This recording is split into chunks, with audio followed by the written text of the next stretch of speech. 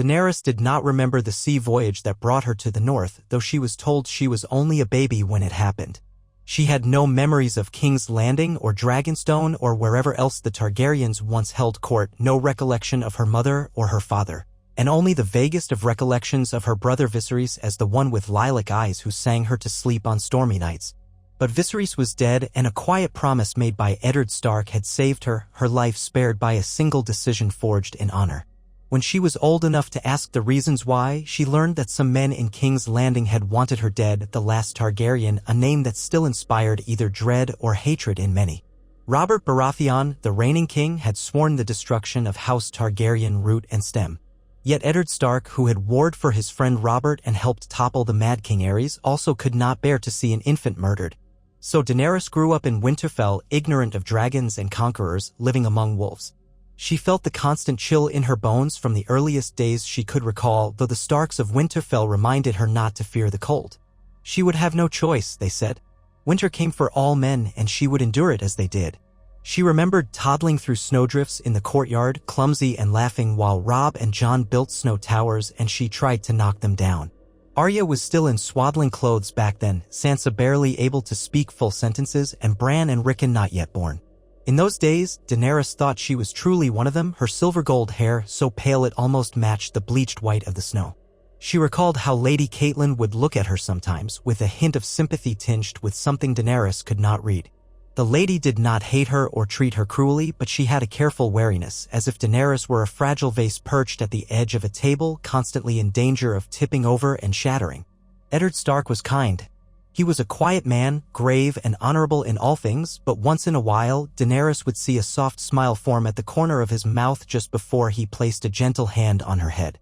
When she was old enough, he told her stories of her family's past, not the madness that cost so many lives, but the grandeur and complexity of old Valyria and the Targaryen rule that once brought dragons across the sea. He spoke not in condemnation, nor in reverence, but in the quiet, level tone of a man who knew many sides of war. There had been madness in her lineage, yes, but also greatness. He wanted her to understand the weight of her name, and to be careful with it. She didn't know exactly when she understood that she could not reveal herself as a Targaryen, that she had to pose in official matters as a ward or a distant cousin under Eddard's protection. For the outside world, she was Daenerys Stormborn, the child of some lesser-known branch, kept safely away from the turmoil of the court. It was never spoken openly, but in Winterfell, secrets were always shared among the household. The guards, the maids, the steward, they all saw her. They all knew who she must be, but none dared break Lord Stark's confidence. The North had few reasons to love the politics of the South, and fewer still to love Robert Baratheon's hatred for a baby girl. So Daenerys grew up among the grey stones and the swirling flurries, learning to shoot a bow if she pleased, or to ride a horse across the snowy plain until her cheeks were flushed pink.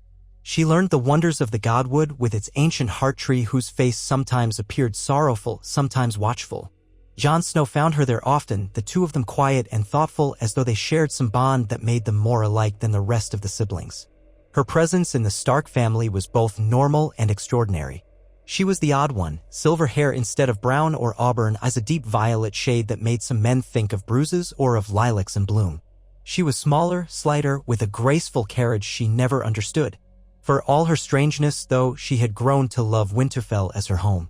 She wanted the approval of Catelyn, the acceptance of Robb, Sansa, and Arya, the camaraderie of Jon. For the most part, they gave it to her in their own ways. Arya, defiant of half the rules meant for young noblewomen, taught Daenerys how to hold a wooden practice sword and jab it forward. Sansa, with more courtly inclinations, tried to brush her hair into fancy southern styles and complimented how her silver locks reflected the candlelight in the Great Hall. Robb teased and tussled with her as he would with any younger sibling, and Jon protected her from bullies when occasionally a visiting knight's son might sneer at the Targaryen who had lost her throne. Only Catelyn Stark sometimes remained distant for reasons Daenerys suspected but did not fully understand until she was older. She guessed it had to do with fear that her presence might bring misfortune upon the family, or that one day Robert Baratheon would learn the truth and punish the Starks for harboring the girl he had sworn to destroy. But as she grew from a small child into a lanky, curious girl, Daenerys found that Winterfell left its mark upon her in ways that, at times, overshadowed her Targaryen name. She learned the old tongue curses from the stable boys. She learned to handle a needle and thread from old Septa Mordain and to read the history of the North from Maester Luwin. She learned to ride with Theon Greyjoy and found a steadfast friend in him, though she could see a restlessness in his eyes when the talk turned to his own father and the Iron Islands. She dashed through the courtyard with Arya at her side, her winter cloak streaming behind her, and she did her best not to be too envious when Sansa received ribbons and compliments from the local lords. Daenerys was simply another ward under Eddard's protection, though she sensed that to some lords and knights, she was something more. A dormant threat, perhaps, or a living reminder of the Targaryens who once ruled the Seven Kingdoms.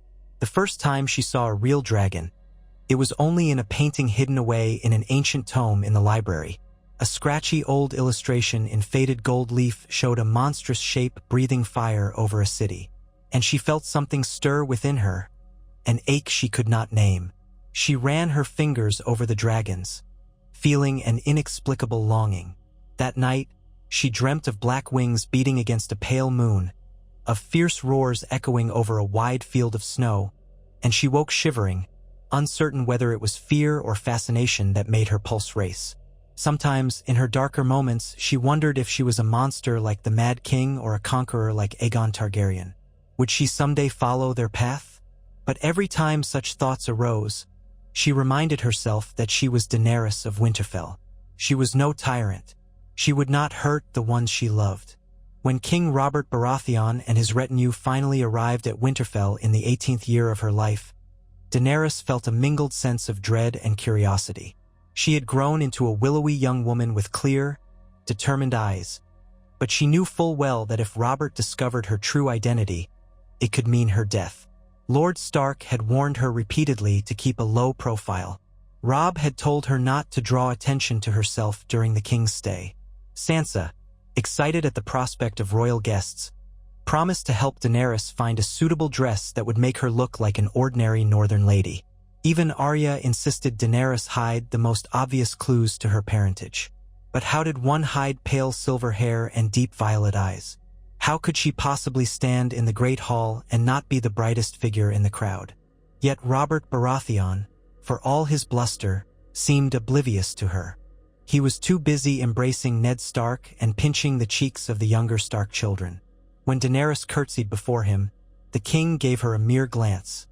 An appreciative, roguish grin flickered across his face. Then he was off again, making crude jokes with his men. Tyrion Lannister, however, eyed her in passing, his mismatched gaze lingering longer than it did on the others. She saw curiosity in him and intelligence, but he said nothing. Cersei, standing tall by Robert's side, scarcely regarded Daenerys at all, her green eyes flicking over her for the briefest of moments before dismissing her as insignificant. Jaime Lannister's gaze drifted past her without recognition. Daenerys let out the breath she had been holding, relief washing through her. She remained quiet, well behind the Stark children, focusing on her posture and her decorum.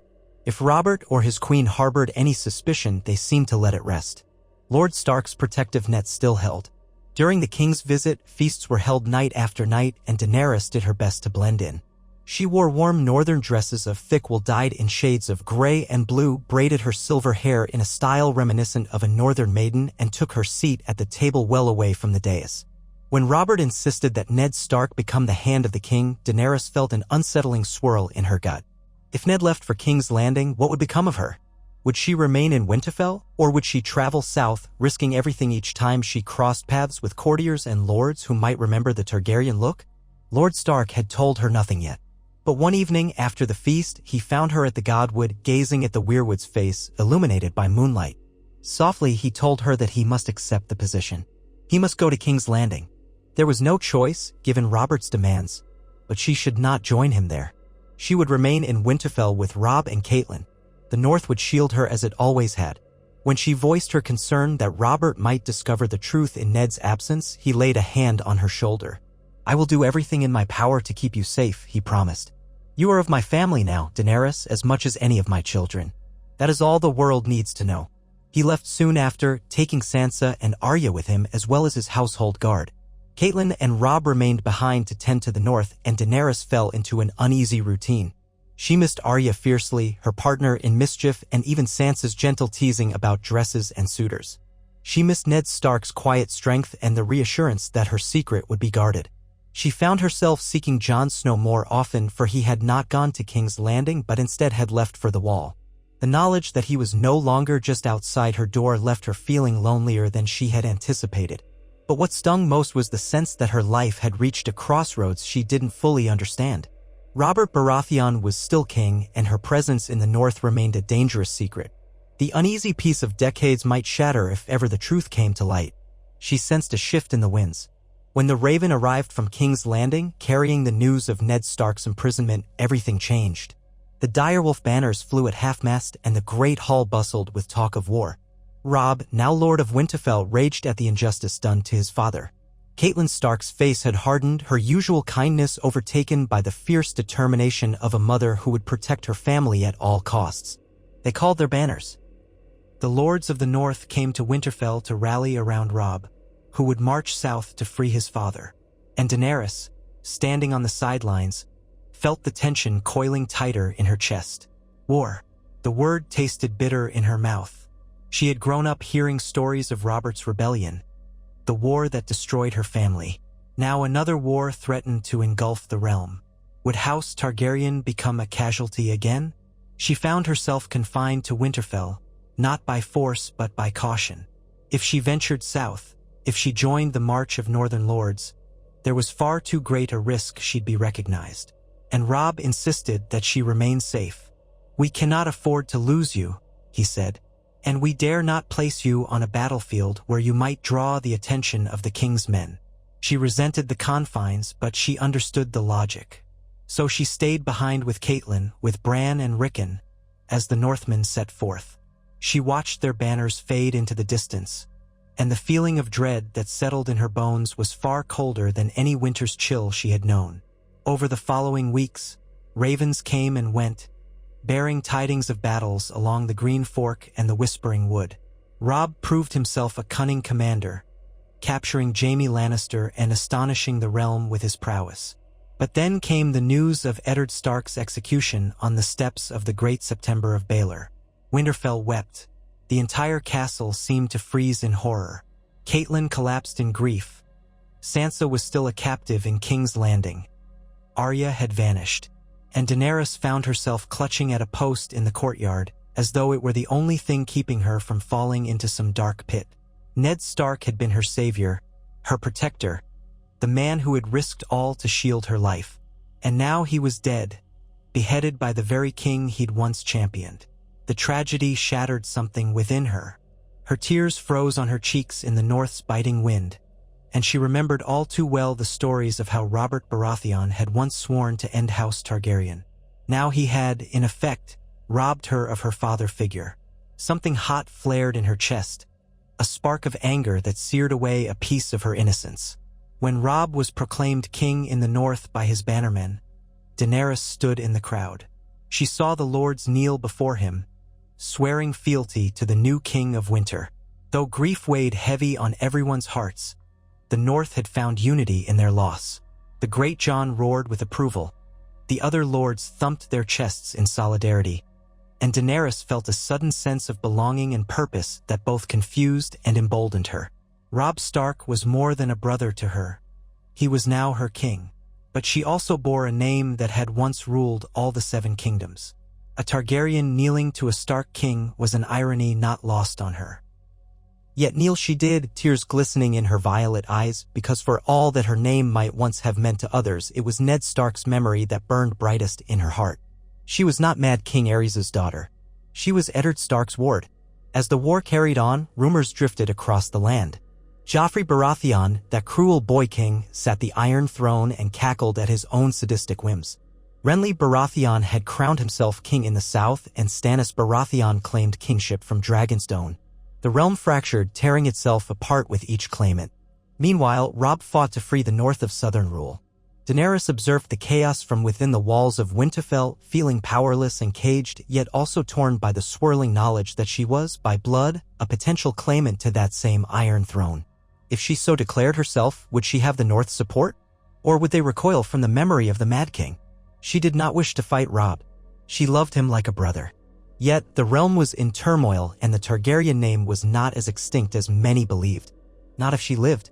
Then came Theon Greyjoy. She had counted him a friend for years, though she had seen the restlessness in him, the yearning to prove himself a true son of the Iron Islands. But she never imagined he would betray Robb, never believed he would take Winterfell in a cunning surprise assault. Yet that was precisely what he did. With the Stark forces away in the south, Theon captured the castle in an attempt to carve out his own glory. Daenerys watched in horror as the Iron Men seized control, taking Bran and Rickon captive. She confronted Theon herself, demanding he release the children. He seemed torn, regret flickering in his eyes, but pride and fear of his own father's wrath held him firm. He threw her in the same tower cell as the younger Stark boys, unwilling to kill her but not about to let her roam free.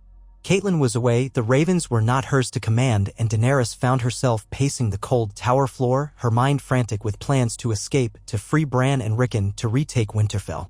At night, she dreamt of dragons again, of wings beating above a roaring storm, of heat searing her palms. Waking, she'd find only the biting chill of the north. One frigid morning, she resolved to do something. She coaxed Hodder into helping her. The gentle giant, though frightened, followed her whispered pleas. With her help, he overwhelmed the guards at the tower door, freeing Rickon and Bran from their locked chambers. Then Daenerys led the children through old servants' passages, creeping through the labyrinthine heart of the castle she had known her entire life. Theon's men were not as familiar with Winterfell's hidden ways as she was. They nearly made it out unnoticed, but a pair of Ironmen spotted them near the old crypts. In a frantic scramble, Daenerys found herself brandishing an old sword. She felt its weight trembling in her hand. She had trained with wooden practice blades but never truly fought for her life. The Ironmen closed in. Hodder cowered, unable to fight. Bran and Rickon trembled behind her. She swallowed her fear, recalling the stance Arya had shown her 1,000 times. And then she lunged. The first Iron Man was caught off guard by the ferocity of her attack. She slashed wildly, cutting across his shoulder, her ears filled with the ring of steel. He staggered and she slammed the pommel into his temple. The second Iron Man roared and swung at her. The blow clipped her shoulder, sending a shock of pain through her. But adrenaline surged and she pushed forward, driving her sword straight at his chest. By some stroke of luck or reflex, it found its mark. She heard him gurgle, saw his eyes widen. Warm blood trickled over her hand and she felt a wave of nausea twist her stomach. But the man dropped and the path was clear. They escaped Winterfell that night, plunging into the darkness of the Wolfswood. She led Bran and Rickon deeper into the forest, their breath coming in terrified gasps. They had nowhere to go, no army to protect them, but Daenerys knew they could not remain in the castle. Better to hide among the trees, living off whatever they could find, than to risk Theon's wrath. She gathered her courage each time the wind howled, imagining the eyes of dire wolves watching them from the shadows. She was no stranger to the forest, having ridden through it many times with Robb or Jon, but never had she felt so vulnerable, so aware of how easily the cold might claim them. Yet she pressed on, ignoring the pain in her shoulder and the chill creeping up her limbs. They slept in the hollow of a great oak for a few hours that first night. Bran and Rickon curled beside Hodder while Daenerys kept watch. The next day, they trekked onward, searching for any sign of allies. Some half-burned farms lay empty, the small folk having fled or been killed by the Ironmen. Daenerys scrounged for scraps, found a few withered vegetables, and boiled them in a battered pot over a small fire. She remembered the cushioned safety of Winterfell's halls and had to swallow back tears. But at least they were free for now. Then, to her astonishment, they stumbled upon men loyal to the Starks, scattered survivors who had evaded Theon's capture.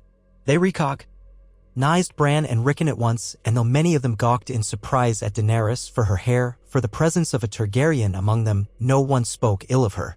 Word had traveled among them that she was under Ned Stark's protection, a ward as dear as any of his children. So they rallied to her and the Stark boys. Some insisted they retake Winterfell by stealth or cunning. Others believed they should flee and rendezvous with Robb's forces. Daenerys listened carefully to the older men, letting them plan. She had no illusions of being a master strategist, but she knew the people of the North respected boldness. Above all, she wanted to protect Bran and Rickon, who were too young to endure more horrors. But she also wanted to save Winterfell if it could still be saved. Days turned into a blur of planning and preparation. Their numbers grew slowly as more Stark loyalists trickled out of hiding. She caught sight of a figure in dark leathers one evening, a lean young man with a ragged cloak. He stepped into the firelight cautiously. It was Ramsay Snow, the bastard of Roose Bolton, come to help, or so he claimed. Daenerys felt a chill that was not from the wind. She had heard disturbing tales about the bastard of Bolton, though few spoke openly of them. Something about his eyes made her uneasy. Yet, desperate for allies, they allowed him and his men to join. He pledged to retake Winterfell in the name of House Stark. At first, Daenerys was relieved. They needed the men. But as the days passed, she found his presence unnerving, his smiles predatory. She tried to keep Bran and Rickon away from him. She noticed that he watched her silver hair with that same disturbing smile. Despite her reservations, she and the small force decided on a plan. They would slip inside the walls under cover of night through a sally port that a friendly guard promised to leave unbarred. Once inside, they would scatter, sow confusion among Theon's men, and open the main gate to let Ramsay's force pour in. The plan was dangerous, reliant on speed and stealth.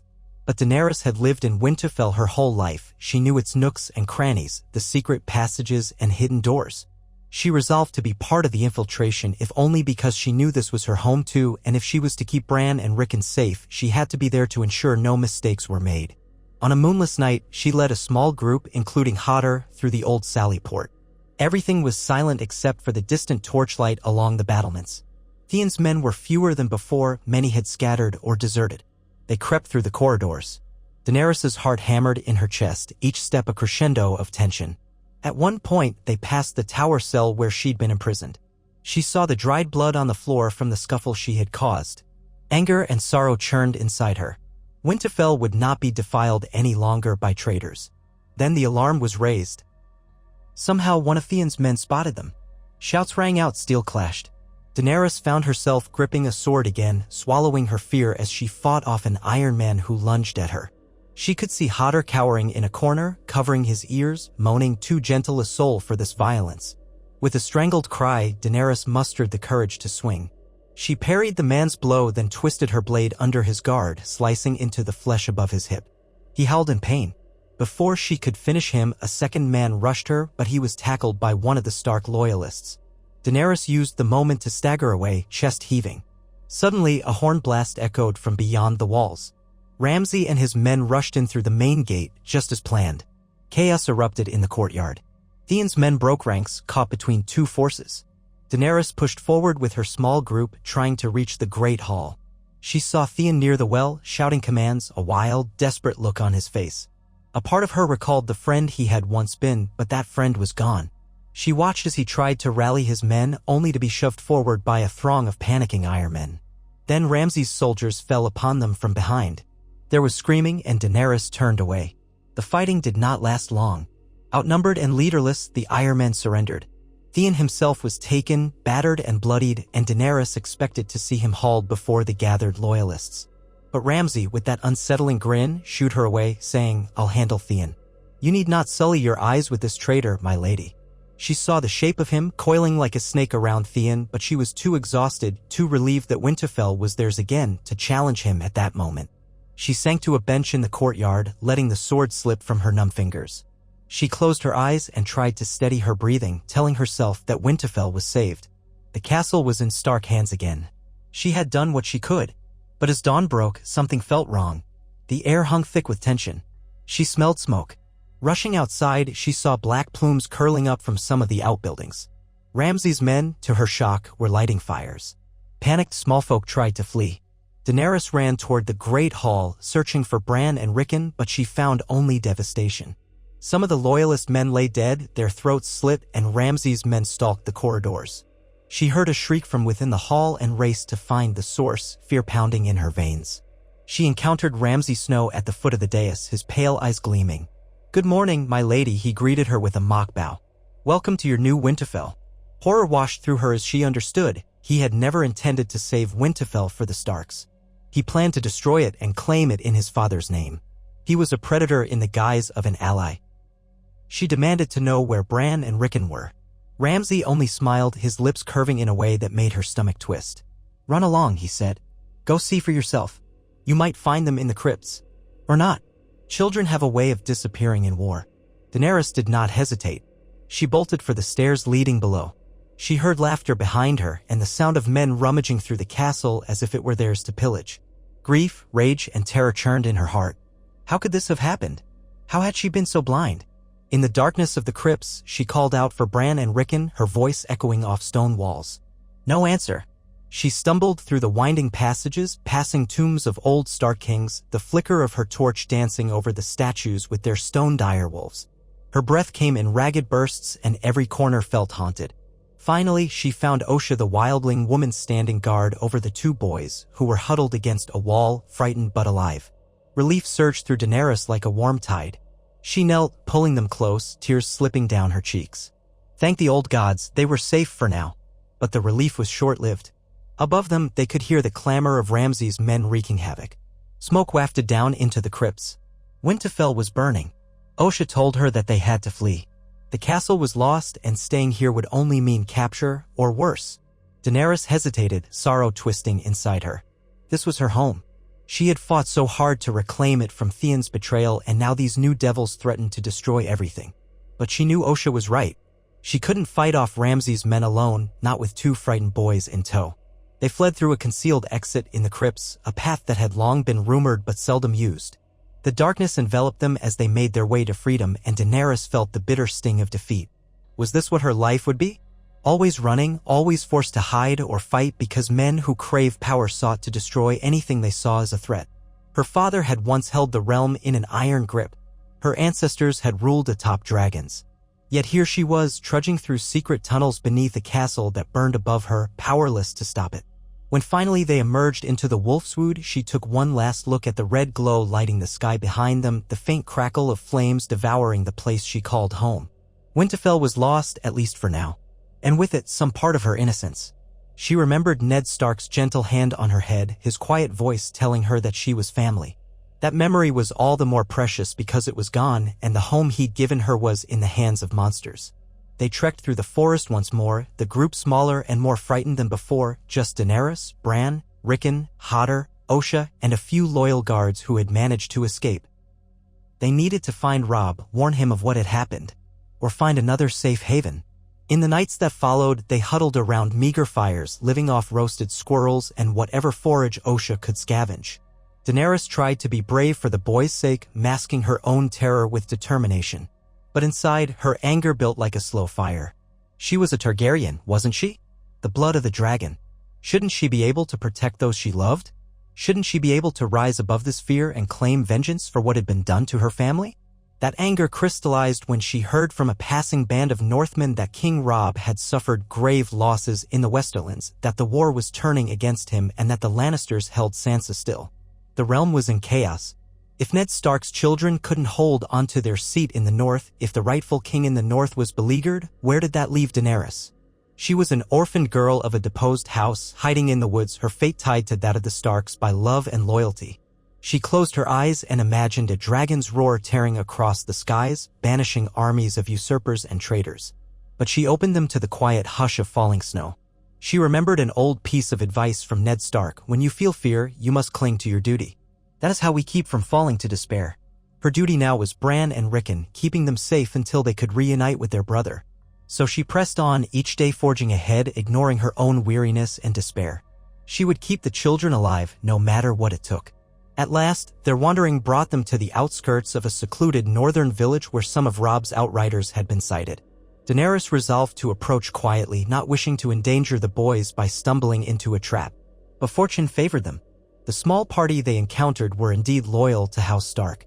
The group leader, a grizzled man named Willis, recognized Bran and Rickon instantly, dropping to a knee in reverence. He offered them refuge in a hidden camp deep in the forest. Daenerys felt a flicker of hope. Maybe not all was lost. In that camp, they found more survivors of Winterfell's fall, as well as a few knights who had managed to break away from the main Stark army. The men told them of the travails of the war, the Frey's treacherous involvement, the Tywin Lannister maneuverings, and rumors of magic beyond the wall. But one piece of news caught Daenerys' attention most fiercely. King Robert Baratheon was dead, killed by a boar on a drunken hunt not long after Ned Stark's execution. The realm was truly in the hands of the Lannisters now, with Joffrey as their figurehead. It gave Daenerys no satisfaction to know Robert was dead, though she could not deny a certain grim relief. The man who had sworn to murder her as an infant was gone, but it changed little. The realm was still broken. The Iron Throne was held by a cruel boy king. The Starks were scattered and betrayed. Winterfell lay in ruins. When she lay awake at night, Daenerys wondered if the gods were testing her. All her life, she had been told that she was the last hope of a dying house, yet she had let her home burn while she escaped into the night. Her nightmares were filled with images of dragonfire, but it was never under her control. In her dreams, the flames consumed everything she cared about. Still, she pressed on.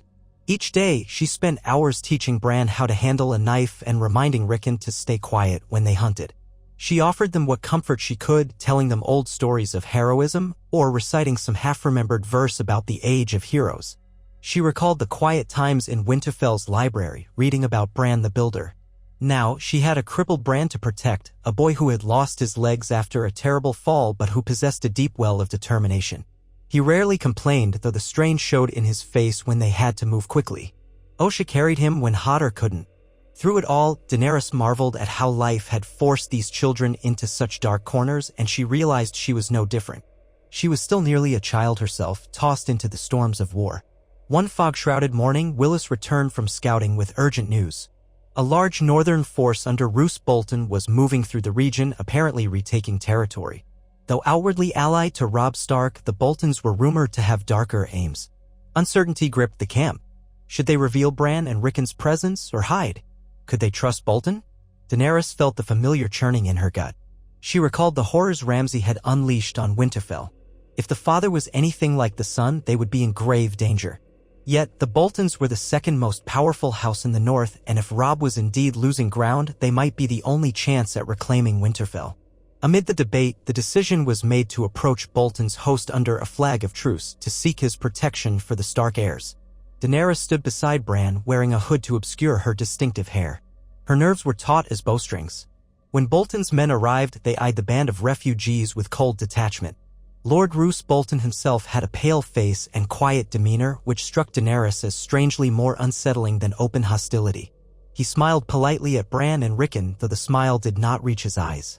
He inquired about Daenerys with a passing glance, but she kept her gaze down, letting others speak for her. To everyone's surprise, Bolton agreed to escort them safely. He insisted that his only desire was to restore order in the north under King Robb's name. Daenerys tried to gauge his sincerity, but his expression was impenetrable. She remembered Ramsay's grin, the cruelty in his eyes, and she wondered if father and son were alike. But it was a risk they had to take. In times of war, one seized whatever alliances one could, or so the older soldiers said. They traveled south with Bolton's men for several days. Daenerys stayed close to Bran, comforting him when anxiety threatened to overwhelm him. The guards rarely spoke to her, but she caught whispers in the night. Whispers about Targaryens, about Ned Stark's ward, about a silver-haired girl said to be the last of the dragons. She pretended not to hear, but the tension in her chest grew. Then, on a rainy evening, as they camped near an old holdfast, she was summoned to Lord Bolton's tent. She entered warily, the hood pulled low over her face, her heart pounding. Bolton sat behind a wooden table strewn with maps. He gestured for her to remove the hood, and she did so, revealing her silver-gold hair. He studied her face with cool curiosity. "Lady Daenerys Targaryen," he said, as if savoring each word. "I remember reading that the Targaryens were known for their distinctive eyes. Yours are quite striking indeed." She said nothing. He offered a faint, polite smile. "There's no need to be afraid. Lord Stark's ward, was it?" She nodded. "And you have been protecting his sons, I see. Quite loyal to the family that took you in." She mustered her courage to speak. "House Stark is my family," she said quietly. "They have been all my life." "Indeed," murmured Roose Bolton. "Fascinating how the winds of war bring together unlikely alliances. And now, with King Robb fighting in the south, I have the heir to House Stark and the last Targaryen right here under my wing. The realm truly is full of twists." He paused, letting the silence stretch until Daenerys' stomach churned. "You must realize that many lords in the south would pay handsomely for you, alive or dead. But that need not concern you so long as we maintain our agreements." Fear rose in her throat, but she kept it at bay. "I trust you will keep us safe, my lord," she said. He raised an eyebrow, and she sensed the subtext. He could betray her and Bran and Rickon for personal gain. He could turn them over to the Lannisters. Or he could keep them as hostages to use against King Robb. Daenerys found herself wishing desperately for Ned Stark's presence, for his quiet integrity that she had taken for granted. She held Bolton's gaze, refusing to show submission or fear. "House Bolton is sworn to House Stark," Roose said softly. "We shall continue to honor that vow so long as it remains profitable," he corrected himself smoothly. so long as it remains the rightful course. The North is large, my lady. I wonder if you are truly satisfied to remain a ward and exile in your own right. If the war ends with the Lannisters victorious, you will never be safe. Even if Robb Stark wins, what then? Will you hide away in Winterfell for the rest of your days, never claiming what is yours by birth? Daenerys trembled inside. The question pressed on an old bruise in her heart. What was hers by birth? A kingdom? A legacy of fire and blood? She did not trust Bolton enough to reveal her private doubts. So she replied quietly, Winterfell is my home. He studied her with those pale eyes, then gave a dismissive wave of his hand. I see. You may go. Inform young Bran that we will ride at dawn. She exhaled, relieved, and moved to leave. His voice followed her. Should you change your mind about your destiny, Lady Targaryen, come speak to me. There are many lords who might find your claim most advantageous. She made her way back to the meager tent she shared with Bran and Rickon, her thoughts churning. She knew Bolton was dangerous, but for now he seemed content to keep them close, presumably as leverage. She settled beside Bran, assuring him that all would be well, though her heart pounded with the weight of her own uncertainty. She was the last Targaryen, a hidden spark of a once great flame. Could she keep that spark hidden forever, or would the fires of war force it to burn bright, no matter the cost? They traveled on for weeks, passing ruined villages and scorched fields. Daenerys' sword arm was healing from earlier wounds, though the memories haunted her. Sometimes at night she found it hard to sleep, the images of Winterfell's flames returning in terrible clarity. She would awaken drenched in sweat, half expecting to see a dragon's wings looming over her. But it was only the gray sky of the north. She wondered if she were losing herself in the storm of events that swirled around her. With each passing day, it seemed her choices narrowed. She was a ward, a Targaryen, an exile, a protector of Stark children, all at once. At last, they reached the main camp of the northern host. Thousands of men bearing the dire wolf banner were arrayed across the rolling plains. Tents stretched far into the distance. At the center stood the largest pavilion where Robb Stark held court. Daenerys felt her heart lift at the sight of the familiar gray dire wolf standard. She wondered how Robb would greet her and how he would respond to Roose Bolton. They wound their way through the sea of tents, drawing stares from soldiers who recognized Bran and Rickon. The cry went up that the Stark boys were found alive and well. Men cheered, banging their shields in jubilation. Daenerys saw relief in Bran's eyes, a loosening of the tightness that had weighed upon him. And then Robb emerged from his pavilion, wearing armor that made him seem years older than the brother she remembered. His face was etched with loss and responsibility. But when he spotted Bran and Rickon, he rushed forward, pulling them into a fierce embrace. Tears welled in his eyes, though he tried to hide them behind a confident smile. Then he saw Daenerys, and his expression softened as though some part of him remembered what it was to simply be siblings in Winterfell's courtyard. She barely spoke before he was hugging her as well, whispering a heartfelt thanks that she had kept the boys safe. She felt tears prick her own eyes as she returned the embrace, feeling, at last, a bit of hope. But that moment was fleeting. Soon, Roose Bolton made his formal greetings, spinning a tale of how he had rescued the children and protected Daenerys. Robb listened politely, but Daenerys saw the mistrust in his eyes. Robb might be young, but he was no fool. He knew Bolton's true nature, or at least he suspected. Still, the war demanded alliances. He thanked Bolton for his service, awarding him with cold courtesy. Then, Daenerys and the boys were ushered into Robb's pavilion, where they sat around a large, well-worn table covered in maps and notes. Robb's mother, Catelyn Stark, was there too, her face etched with grief and worry. She cried out in relief upon seeing Bran and Rickon alive, hugging them as tears slid down her cheeks. She spared Daenerys a gentle smile and a thank you that felt more sincere than it had in years.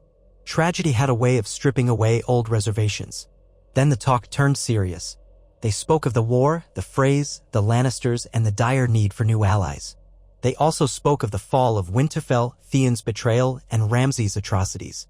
The North was fracturing, and the war in the South was not going well. In hushed tones, Catelyn told Daenerys of the Red Wedding that loomed as a possibility, a marriage alliance with the Freys that might secure passage and reinforcements. Daenerys shuddered at the mention of Walder Frey, sensing a sly cunning behind that name. But what choice did they have? They could not defeat Tywin Lannister without more men. As the discussions wore on, Robb and Catelyn both looked at Daenerys, uncertain. Would her Targaryen claim complicate their politics? Could it help them gain an advantage? They finally asked her, gently but directly, "What do you want, Daenerys? Do you intend to pursue your family's throne?" She considered the question in the silence of the pavilion, the war maps and candles casting flickering shadows on the canvas walls. She remembered the smell of burning wood in Winterfell, the taste of tears when Ned died, the frightened faces of Bran and Rickon in the crypts, and the dreams of dragons that plagued her nights. Her father's throne was a thing of legends and tragedy, a seat that had consumed her bloodline in madness. She did not desire the Iron Throne for ambition's sake. But if the realm was to be healed, if the suffering was to end, perhaps a Targaryen's return might unite the land. Then she looked at Robb, the king in the north, who was her brother in all ways that mattered. She could never raise her banner against him. Softly she answered, "I don't know if the throne is my destiny. I only know that I will not abandon House Stark. You are my family. Whatever comes, I will stand with you." Catelyn nodded, relief touching her eyes. Robb gave a faint smile, as if half expecting some grander declaration. "You have always been one of us," he said quietly. "We will face what comes together. But be warned, sister. The realm is tearing itself apart. Your name might bring old allies out of hiding or old enemies. If you stand with me, you may find yourself in greater danger than ever." Daenerys swallowed, a steely resolve settling over her. "Then let them come. I have run from fear all my life. I will not run anymore." She did not feel particularly brave in that moment, but she knew that if she shrank from her name, from her heritage, she would be forever caged. So the die was cast. Daenerys Targaryen would stand beside Robb Stark and the North. Beyond that, the future was uncertain. The realm was still in chaos, the Iron Throne in the clutches of the Lannisters, and Winterfell reduced to a smoldering ruin. Yet hope flickered in Daenerys's chest, a tiny spark that refused to be extinguished. She had found her purpose in protecting those she loved, and maybe that was the truest meaning of her legacy. The blood of the dragon ran hot, but her heart belonged to the wolves of Winterfell. In the war-torn land of Westeros, she would forge a path forward, uncertain yet resolute, trusting in the bond that made her more than a Targaryen exile. She was Daenerys of Winterfell, and for her that was enough, at least for now. Together, with the wolves at her side, she would brave the storms yet to come. Robb Stark's gaze lingered on Daenerys after she spoke, as if measuring the truth in her words, or perhaps reflecting on the monumental change that had occurred in both of their lives. She was no longer a girl with a secret, but a woman prepared to wear her truth openly. Or left little room for childhood illusions. She had made her choice. Robb's expression softened, and he lifted his head, his voice steady when he spoke. "Very well," he said quietly. "We ride together." They stayed inside his pavilion for a time, the candles guttering in the drafty tent, their shapes flickering against the thick canvas. The map of the north of the entire realm sprawled before them like a puzzle with missing pieces.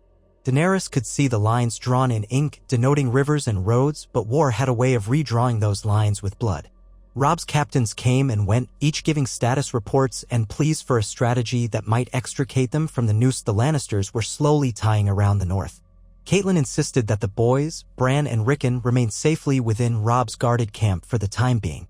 At first, Robb demurred. He did not want children near the horrors of war, but after hearing of Ramsay's attack on Winterfell and the lawlessness spreading in the wake of Theon's betrayal, he realized there was nowhere truly safe left in the north. At least here, in the midst of his army, he could protect them.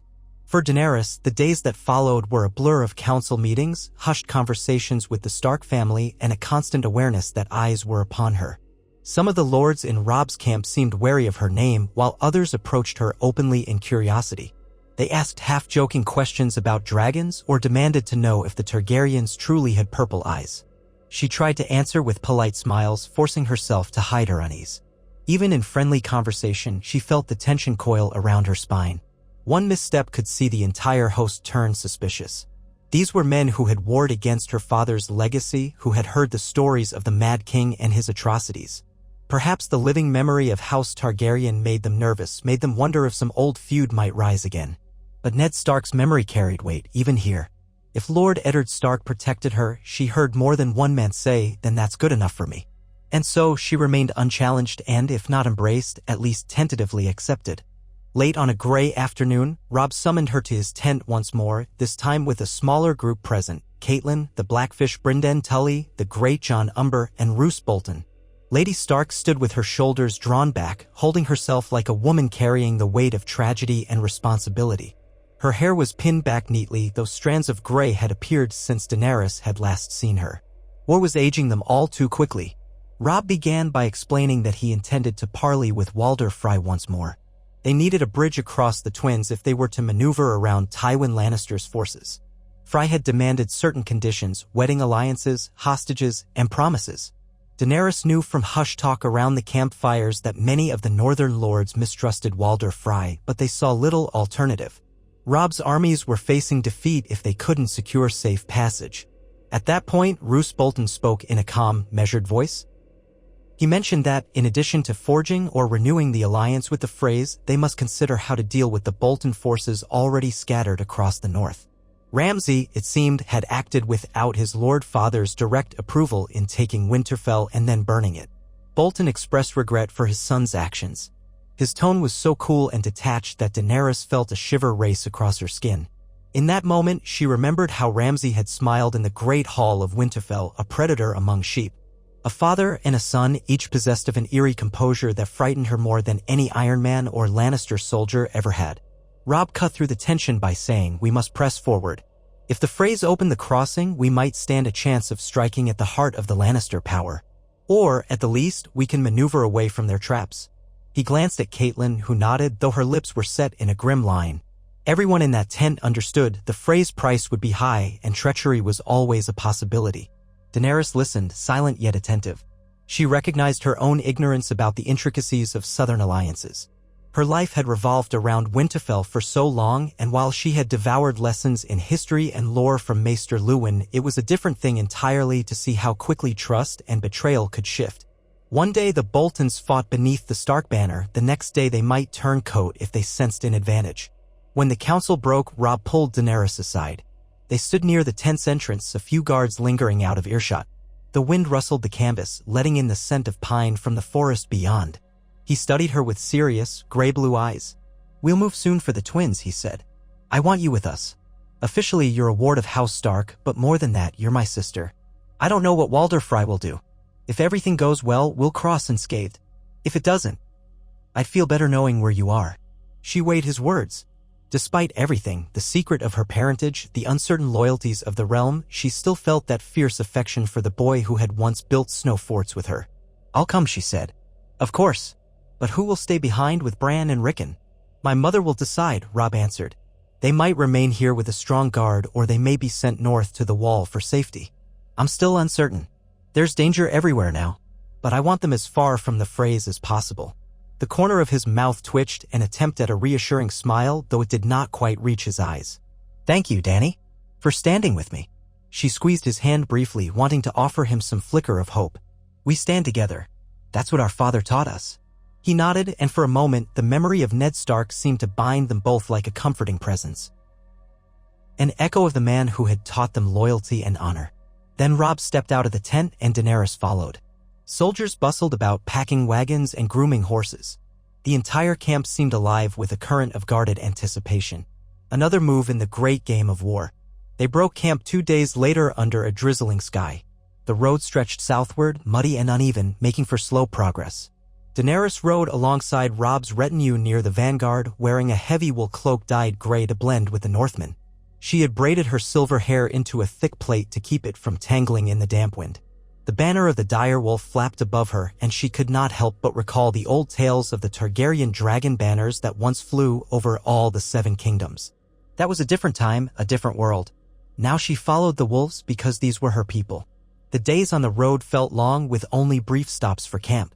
She rode well enough, having trained since childhood, but the constant wet chill sank into her bones, reminding her of the winters in Winterfell. Robb was distant at times, consumed by war councils with his captains.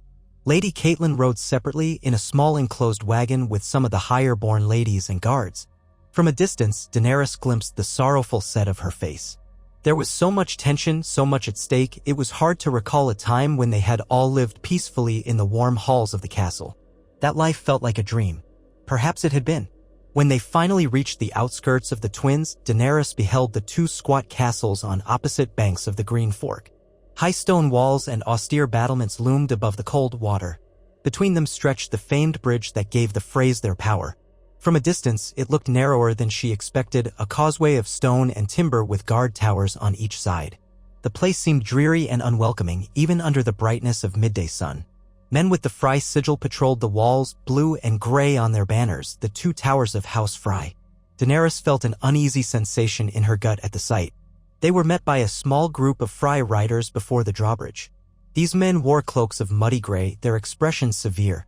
One announced in a rasping voice that Lord Walder Frey awaited them in the Great Hall of the Eastern Twin.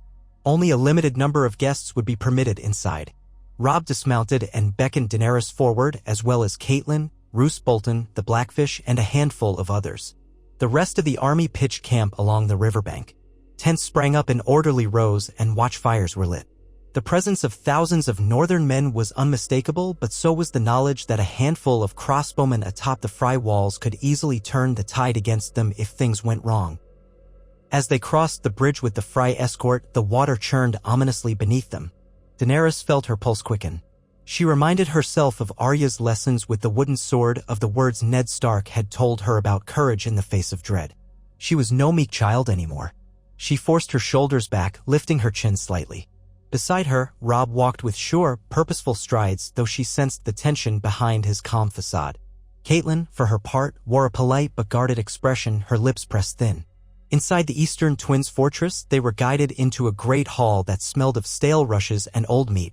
Walder Frey was ensconced on a dais, flanked by a line of his children and grandchildren, a sea of indistinguishable Freys in various states of age and temperament. Lord Walder himself was ancient, his skin hanging from his bones, his mouth puckered in disapproval.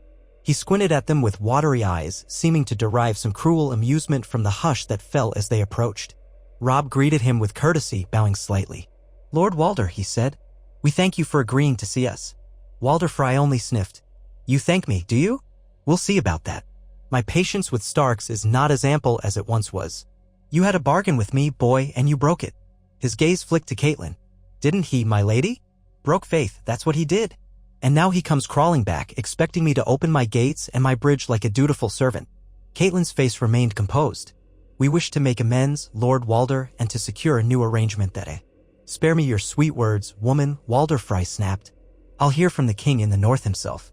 Robb swallowed once and stepped forward. "I made a mistake, Lord Walder," he said quietly. "I broke my promise. My father taught me better, but war and circumstances, well, I have done you wrong. I'm here to correct that if possible." Daenerys heard the sincerity in Robb's voice. His guilt, his sense of honor weighed him down like a millstone. Walder Frey glowered. "War and circumstances," he mocked, lip curling. "You think a broken vow can be mended with mere apologies? Bah, we'll see. We'll see." He sniffed the air and then jerked his head toward Daenerys. "Who's this one? A new bride for you." He cackled at his own jest. Daenerys felt the blood rise to her cheeks. She fought the urge to speak up and kept her face calm, though her heart thumped. Robb, to his credit, spoke with measured firmness. "This is my sister, Daenerys Stark, in all but name, under my father's protection since she was a child. She accompanies me as my family." Walder Frey peered at her. "Stark in all but name, is it? Ha, that hair is no Stark color I've ever seen. Looks like something out of a Valyrian tapestry. Must be from her mother's side." He gave a phlegmy chuckle.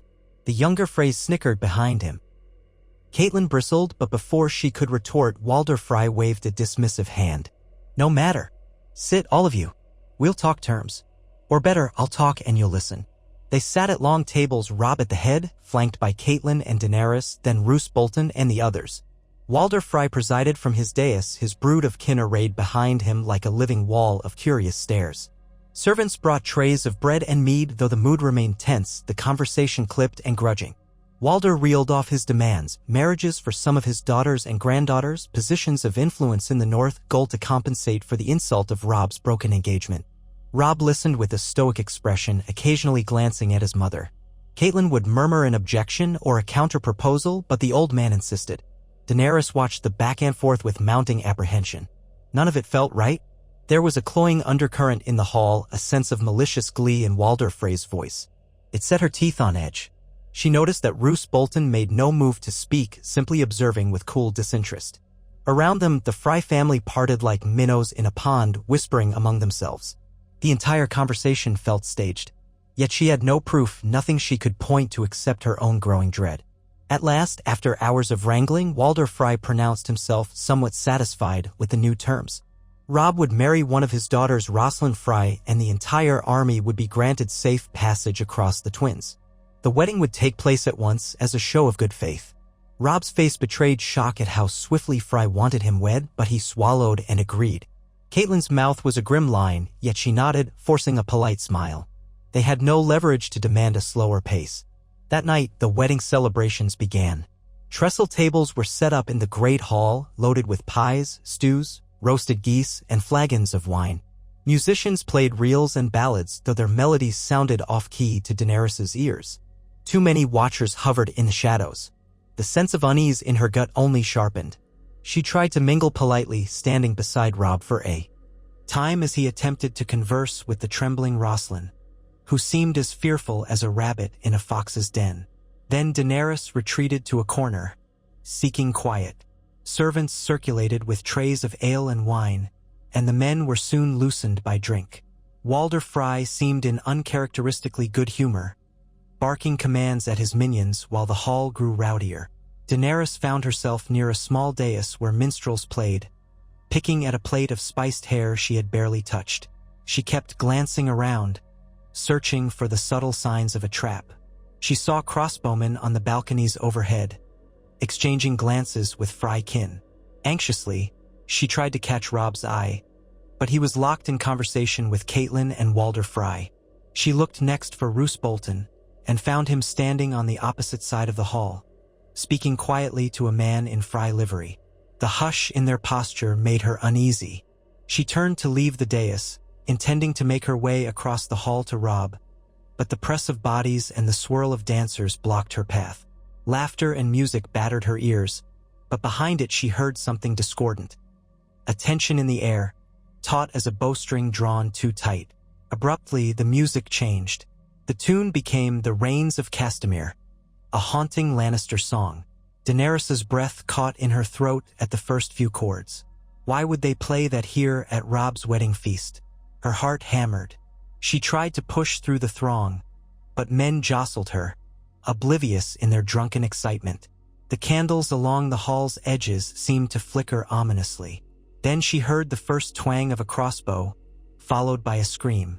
Chaos erupted as a volley of quarrels rained down from the balcony.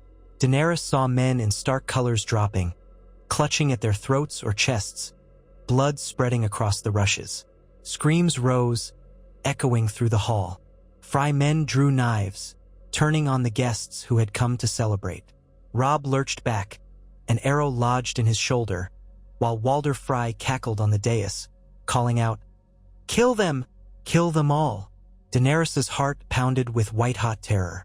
She grabbed the arm of a nearby guard, a Stark man, only to see a quarrel pierce his neck. He crumpled at her feet. Someone slammed into her from behind, nearly knocking her over. She lost sight of Robb in the crush of panicked bodies. She could smell blood and spilled wine, hear the ring of steel as men tried in vain to draw swords. But the betrayal was too swift, too merciless. The minstrels kept playing that dreadful song, as if mocking the slaughter. In the confusion, she felt a steely arm wrap around her waist. A blade pricked her back.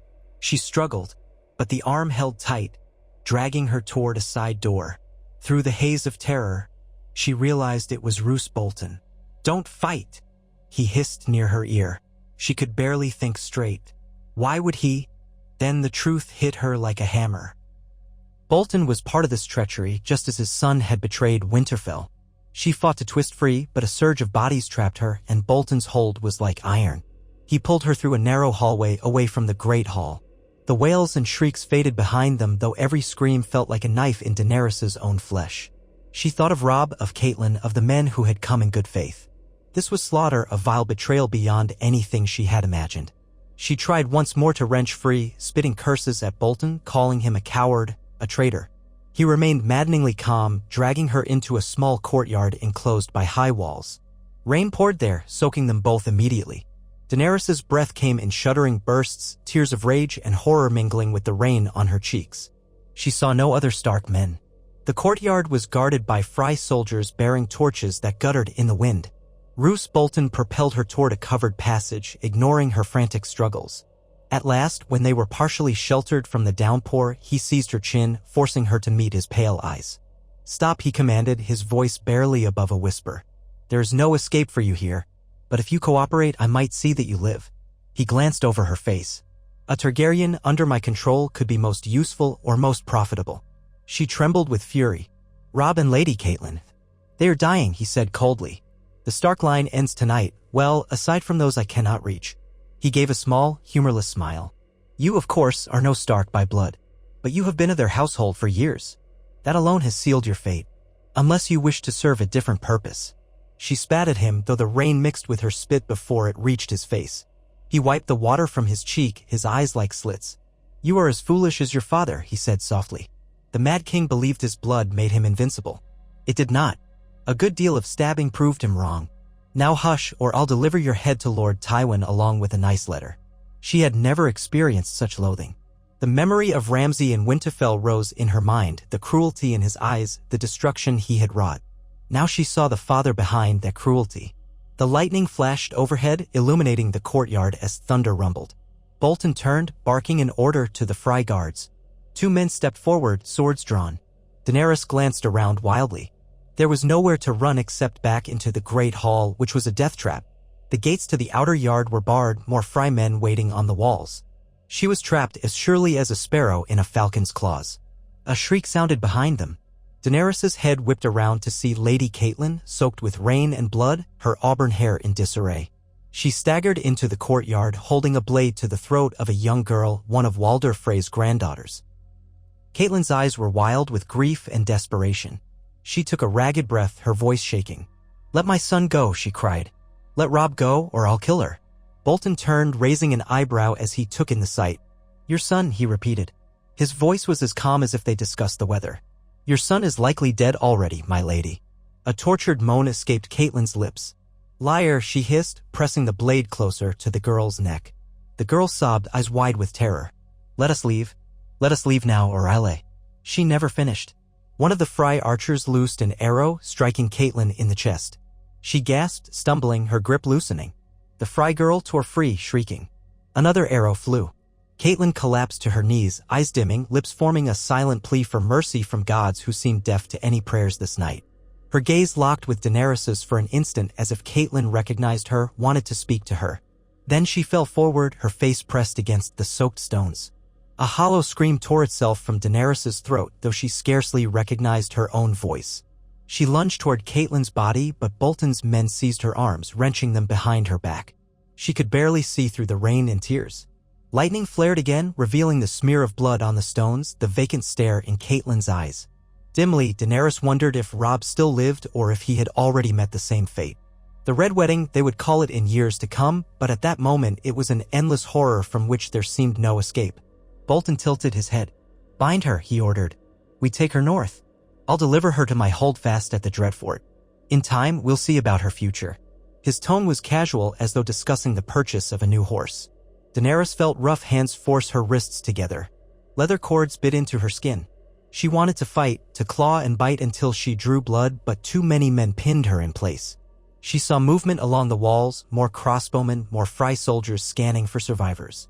The entire fortress was locked down under Walder Frey's command. There would be no rescue. She tasted salt on her lips. The world blurred as she was hauled across the courtyard, her feet skidding in the mud, her cloak soaked through. She cast one last glance at Catelyn's prone form, and fresh anguish wrenched through her. The woman who had once regarded Daenerys with a mix of warmth and caution was gone, just like Ned Stark, just like so many of the others. Daenerys swallowed hard. All that remained was a sense of numb rage, swirling beneath the shock. The next hours passed in a haze. Bolton's men bundled her onto a horse, her hands still bound, and rode out of the twins under the cover of night. The northern army was shattered, leaderless. In the distance, Daenerys glimpsed tents burning, men running in panic, dogs barking. She had no idea if any of Robb's bannermen had escaped, or if there was any remnant of the Stark host. The clang of steel and the screams of the wounded haunted the darkness behind her. Rain fell incessantly, washing away the blood and tears but leaving an indelible stain on her heart. They rode hard through the night. Whenever Daenerys began to slip into a daze, her guards would jerk her upright. She tried to speak once or twice, demanding to know what Bolton intended for her, but they only told her to be quiet or risk a gag. So she fell silent, seething in her misery. Her wrists ached, and the cold seemed to seep into her very bones. Everything she had known was lost. Winterfell burned, Ned and Catelyn dead, and now Robb, her brother, her king, likely cut down by Frey treachery. She tried not to think of Arya and Sansa missing and captive. She tried not to imagine Bran and Rickon alone in a war-torn land. Her mind could not bear it. A single phrase echoed in her thoughts: this cannot be how it ends. When dawn broke, pale and listless, Daenerys saw the towers of the dread fort looming on the horizon, perched on a slope of grim, gray stone. Even from a distance, the sight sent a prickle of unease through her. The fortress seemed to glare back at her with black windows for eyes. Stories from her childhood drifted to the surface of her mind, the Boltons, flayers of men said to have once worn cloaks of human skin. She had always dismissed those tales as exaggerations from centuries past.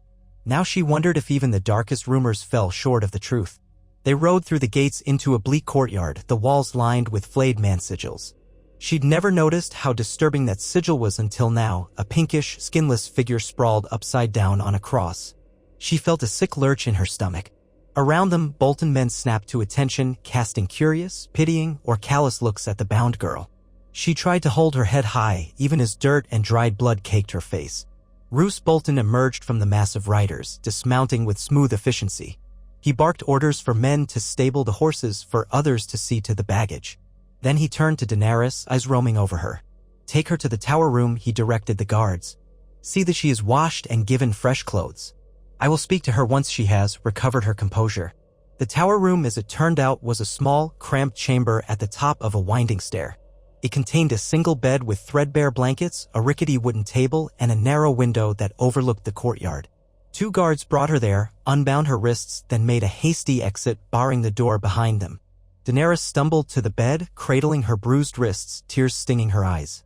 She was alone now, imprisoned in a nest of vipers. The truth of her circumstances felt suffocating. Yet, the moment the door closed, she forced herself to remain upright. She had to think. She had to survive. The walls of the room were cold stone, the window high and narrow. She doubted she could squeeze through even if she managed to break the iron bars. A small fireplace stood opposite the bed, its coals cold and dead. No sign of furniture that could be fashioned into a weapon unless she broke the table, and even then she had no illusions about prevailing against armed guards. Her best chance might be to feign cooperation until an opportunity presented itself. She loathed the idea, but she had no illusions now. War demanded cunning, not just bravery. A timid knock came at the door. A young serving woman entered, carrying a basin of warm water and fresh linen. She avoided Daenerys' gaze, setting the basin on the table and stammering that she was there to help her wash. Daenerys tried to ask the girl about the castle, about Roose Bolton's intentions, but the girl only shook her head, fear etched across her features. She murmured something about my lord's orders and would say no more. With trembling hands, she peeled away Daenerys' soaked, bloody garments, helping her bathe as if Daenerys were some fragile doll. Then she dressed her in a drab gray gown of coarse wool, handing her a brush for her tangled hair. All the while, the girl seemed on the verge of tears, but too scared to do anything but follow orders. When the girl finished, she hurried out, leaving Daenerys alone again. Daenerys stared down at the meal the girl had brought: bread, a lump of cheese, and a mug of watered ale. Her stomach roiled at the thought of eating anything, but she forced herself to swallow a few bites. She would need her strength. She closed her eyes, remembering the carnage at the twins, Catelyn's last, desperate expression, and the fleeting glimpse of Robb with a crossbow bolt in his shoulder. If Robb was dead, that meant the end of the war for the North. It meant the Lannisters, or their allies, would subjugate the region. It meant the Starks were truly undone. Except for Bran and Rickon if they were still alive.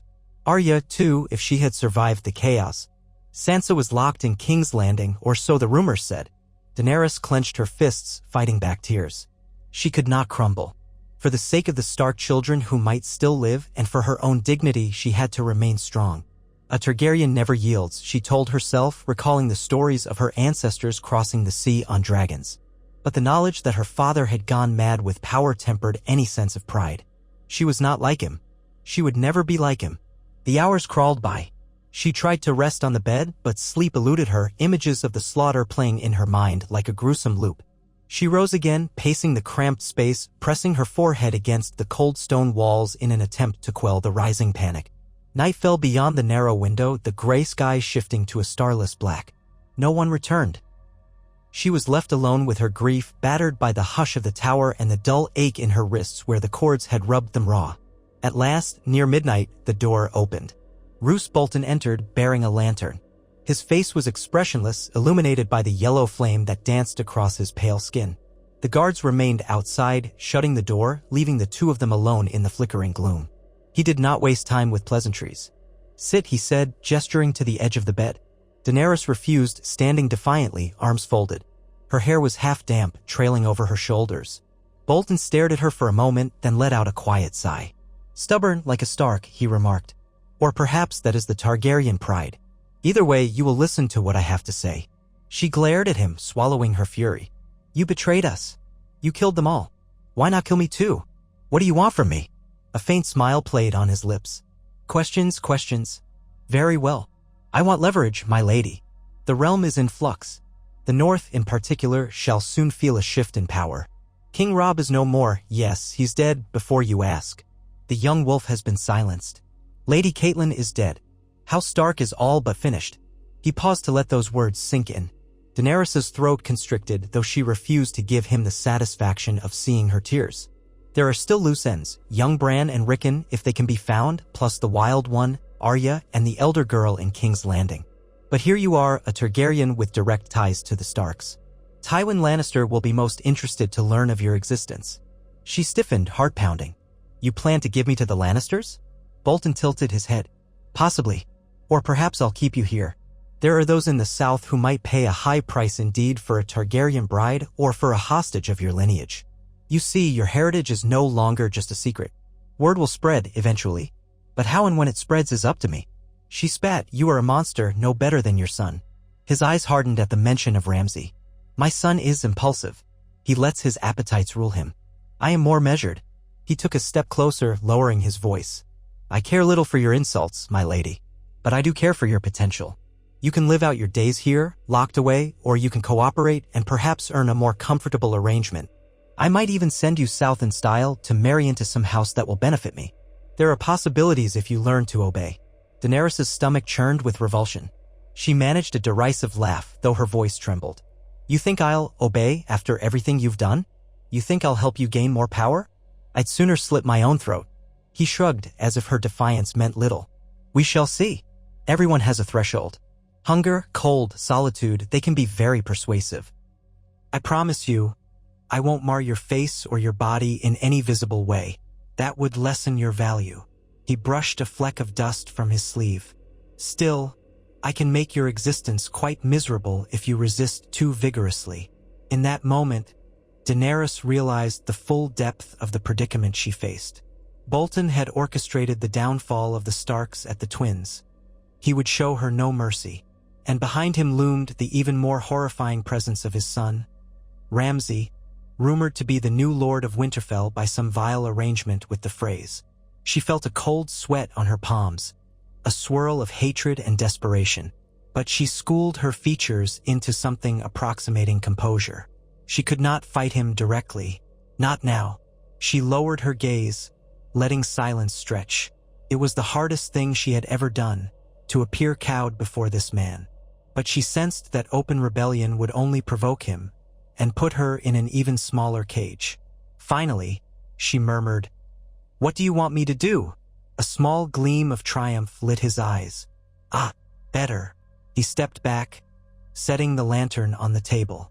For now, I only want you to remain quiet and docile while I consider my next move.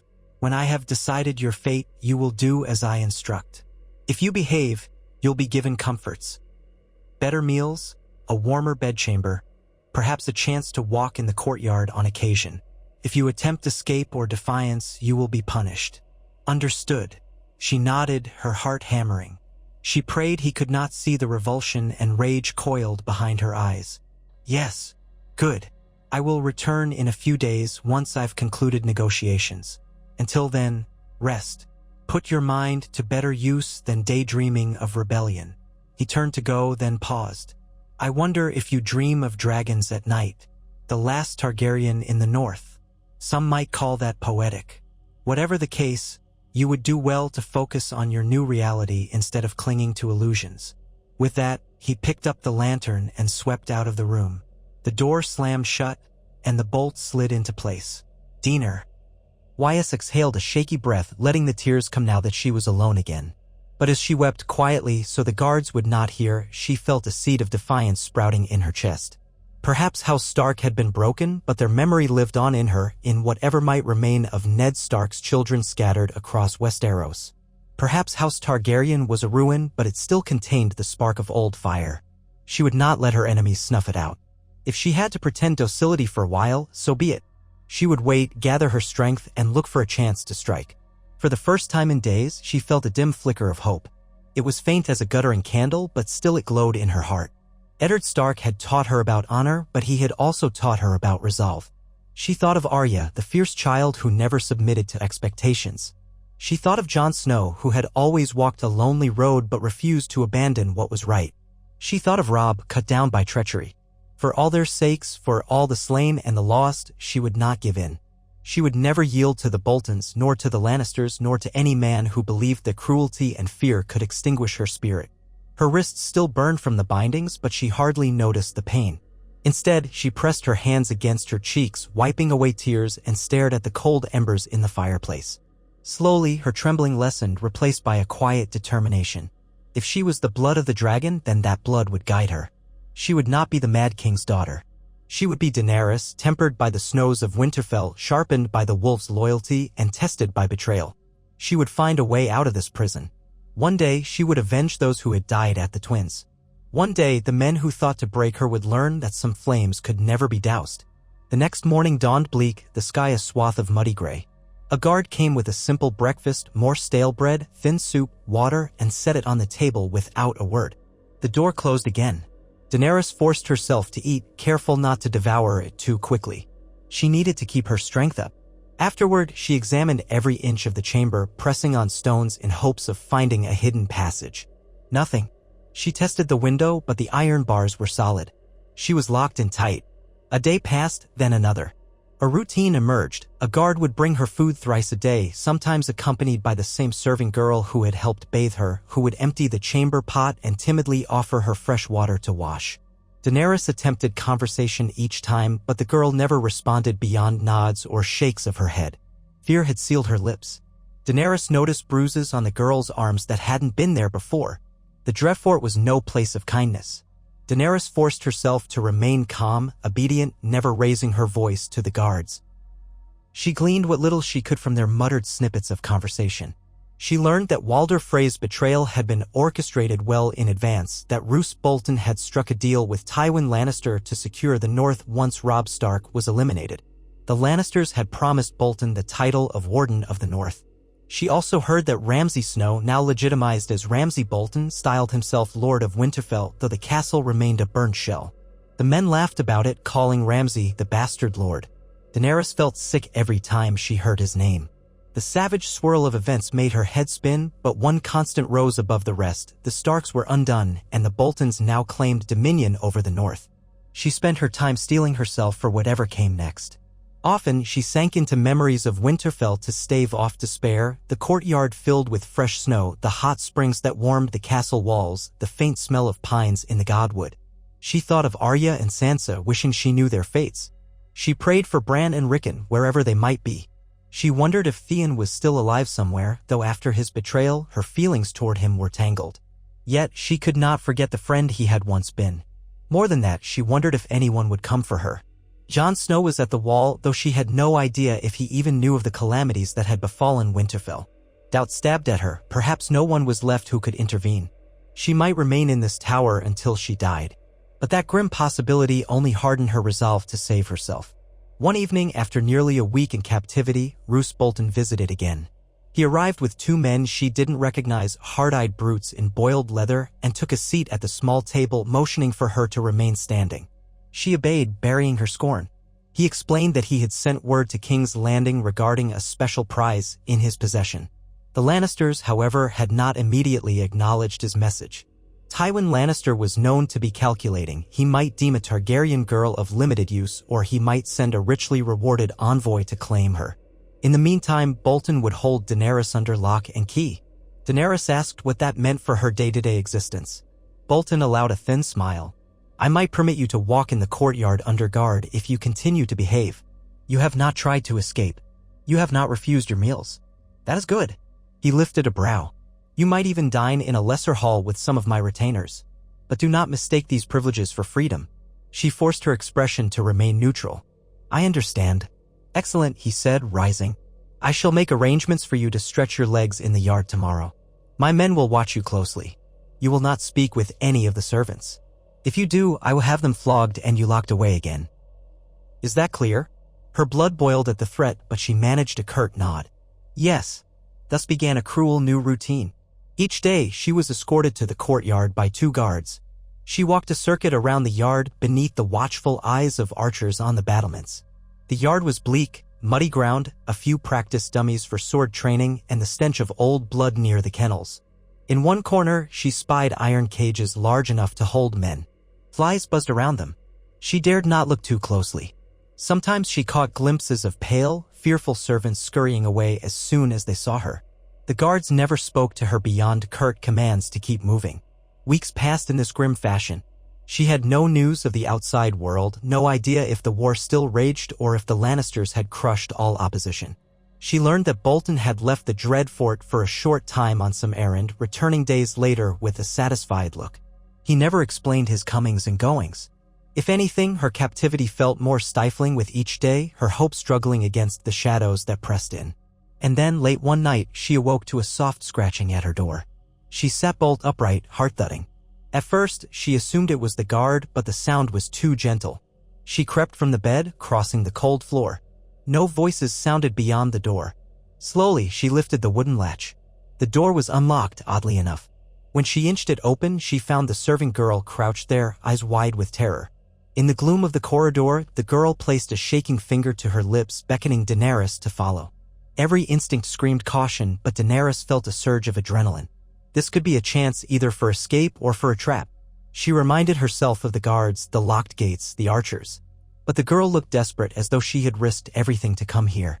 Daenerys slipped from the room, pulling her thin cloak tight around her, bare feet silent on the stone floor.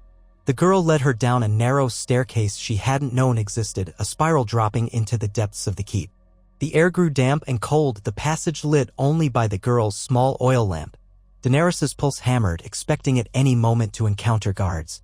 Yet none appeared. Perhaps the hour was so late that the corridors were nearly empty. Or perhaps some other distraction had drawn them away. At last, they emerged into an underground chamber. A rancid stench assailed Daenerys's nostrils. She glimpsed old racks, chains, hooks. Her stomach twisted. The legendary flaying chambers of House Bolton.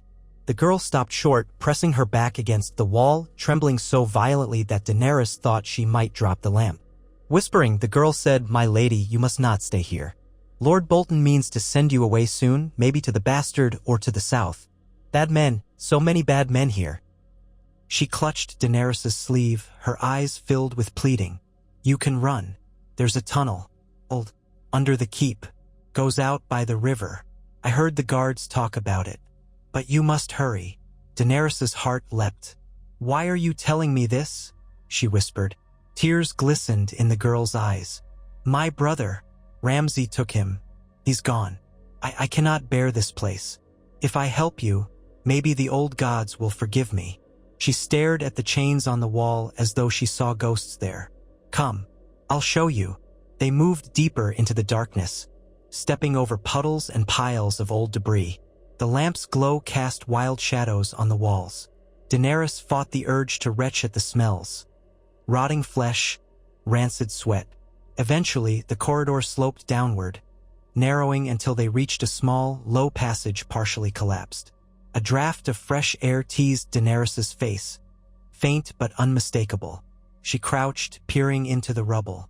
Beyond the collapsed stones, she saw a gap large enough to crawl through. The sound of running water trickled beyond. Daenerys turned to the girl, who held the lamp, her face ashen. "You're coming with me?" Daenerys whispered urgently. "I won't leave you here." But the girl shook her head, tears spilling. "If they find me gone, they'll hurt the others. My family, I can't. Please, my lady, you must go now, before the guard changes." Daenerys hesitated, her eyes stinging. She thought of the risks this girl had taken. "What is your name?" The girl's lips quivered. "Halla." Daenerys took her hand, squeezing it gently. "Thank you, Halla. I will not forget this." She could say nothing more that would ease the girl's pain. She saw the agony in Hala's eyes, the knowledge that she was damned to remain in a place of horrors. Yet the girl had chosen to save Daenerys rather than cling to her own fear. Daenerys leaned in, pressing her forehead to Hala's in a moment of wordless gratitude. Then she steeled herself, turned, and crouched through the gap. The stones scraped her arms, and the cloak caught on jagged edges. She had to wiggle forward, inch by inch, her breath ragged with tension. At last, she emerged into a tight tunnel of damp stone, lit only by the faint glow from Hala's lamp behind her. The smell of mold and river silt filled her nostrils. Water dripped from the low ceiling, forming puddles under her hands and knees. She looked back one last time and saw Hala's tear-streaked face. Then the girl whispered, "Go!" and withdrew, taking the light with her. Darkness enveloped Daenerys. She swallowed her fear and crawled forward, guided only by her sense of touch and the distant sound of flowing water. The passage sloped sharply downward. Twice, she nearly lost her grip on the slick rocks. Her palms stung with scrapes, and the chill made her fingers numb. She forced herself on, gritting her teeth each time her knee banged against stone. After what felt like an eternity, she saw a glimmer of moonlight ahead. The tunnel widened into a large, rough-hewn cavity. Water rushed past, maybe waist-deep. Beyond it, moonlight fell through an opening. Daenerys waded into the frigid current, biting back a gasp at the cold that stabbed her legs. She pushed on, leaning forward so the force of the current wouldn't sweep her away. At last, she reached the exit, scrambling over wet rocks until she tumbled onto the riverbank outside. She lay there for a moment, panting, the night sky a dizzying sprawl of stars above. Freedom. She was outside the Dreadfort's walls, if only just. But there would be patrols, hounds. She had to move. Summoning what strength remained, she staggered upright and looked around. The fortress loomed behind her, dark and silent except for the faint flicker of torches along the ramparts. No shouts of alarm yet, no horns. Perhaps no one had realized she was gone. She had a head start, slim though it might be. She forced herself to keep moving, limbs shaking from cold and adrenaline. She sloshed along the river's edge until she found firmer ground. The night air bit at her soaked clothes. She had no horse, no food, no cloak. She was a fugitive in enemy territory, uncertain where she might find refuge. Yet the rush of desperation galvanized her. She remembered crossing snowy fields as a child in Winterfell, learning to endure the biting chill. If she could survive that, she could survive this. She was not just a Targaryen or a Stark ward, she was Daenerys, who had fled captivity before, who had faced ironmen and traitors and illusions of safety. She would not break.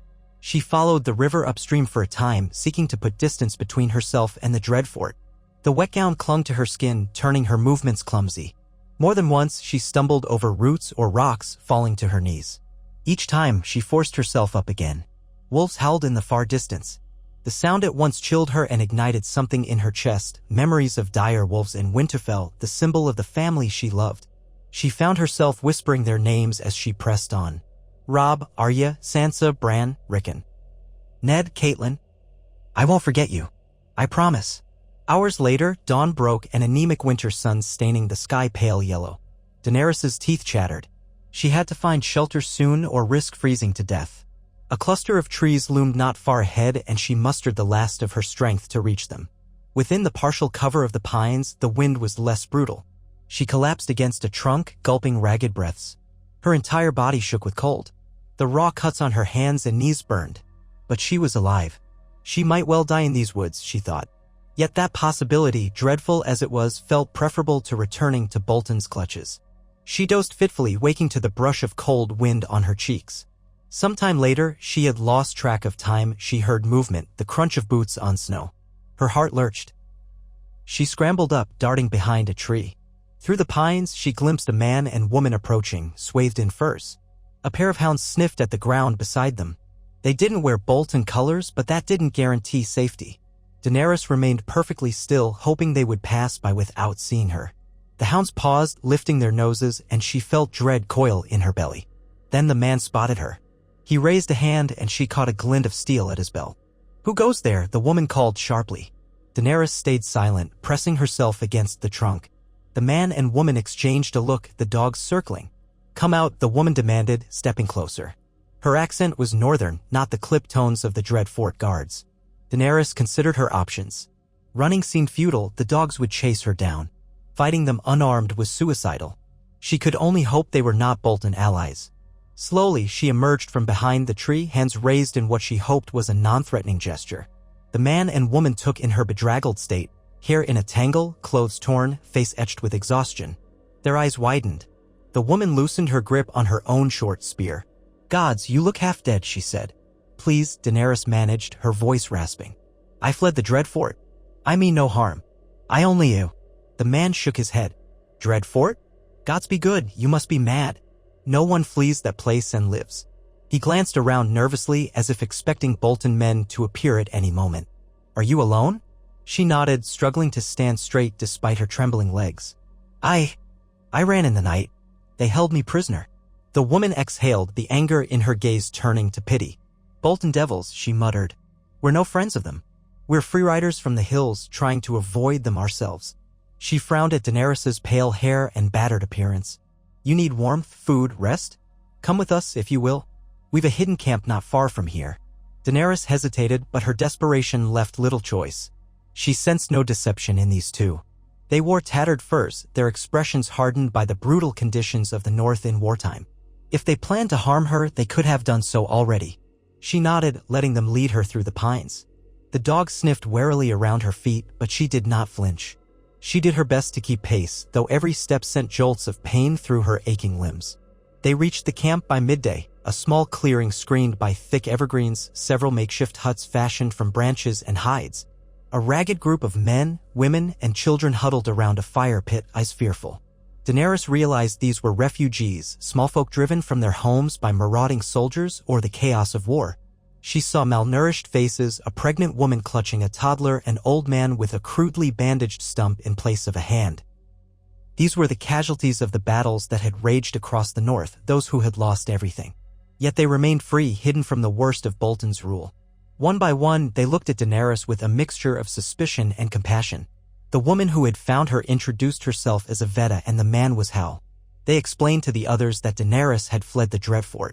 Whispers rose among the group. How did she manage that? They say the place is impenetrable. What did the Boltons want with her? Yvette motioned for Daenerys to sit by the fire, and an elderly woman offered her a clay cup of thin broth. Daenerys drank gratefully, the warmth chasing some of the chill from her bones. After a few sips, she lifted her gaze to the ragged circle of survivors. "Thank you," she said hoarsely. "My name is Daenerys." She hesitated, unsure if she should reveal more. Her father's name meant nothing good to these people. But she could see their curiosity, hear the hunger in their silence. Without these people's help, she might die of exposure. She decided on partial truth. "The Boltons, they wanted me for ransom. I was a ward of House Stark once." That last phrase brought flickers of recognition. Some nodded slowly, though a few gave her wary looks. Perhaps they had heard rumors of the silver-haired girl in Winterfell. A tall man with a grim scar across his cheek stepped forward. "I served House Stark once," he said in a low voice. "If what you say is true, you have my respect. The Starks were always good to us small folk." A murmur of agreement rippled through the camp. Even in the darkest times, Ned Stark's memory still commanded loyalty. Daenerys felt a surge of sorrow, recalling the terrible fate that had befallen Ned and his family. "They are gone," she said softly.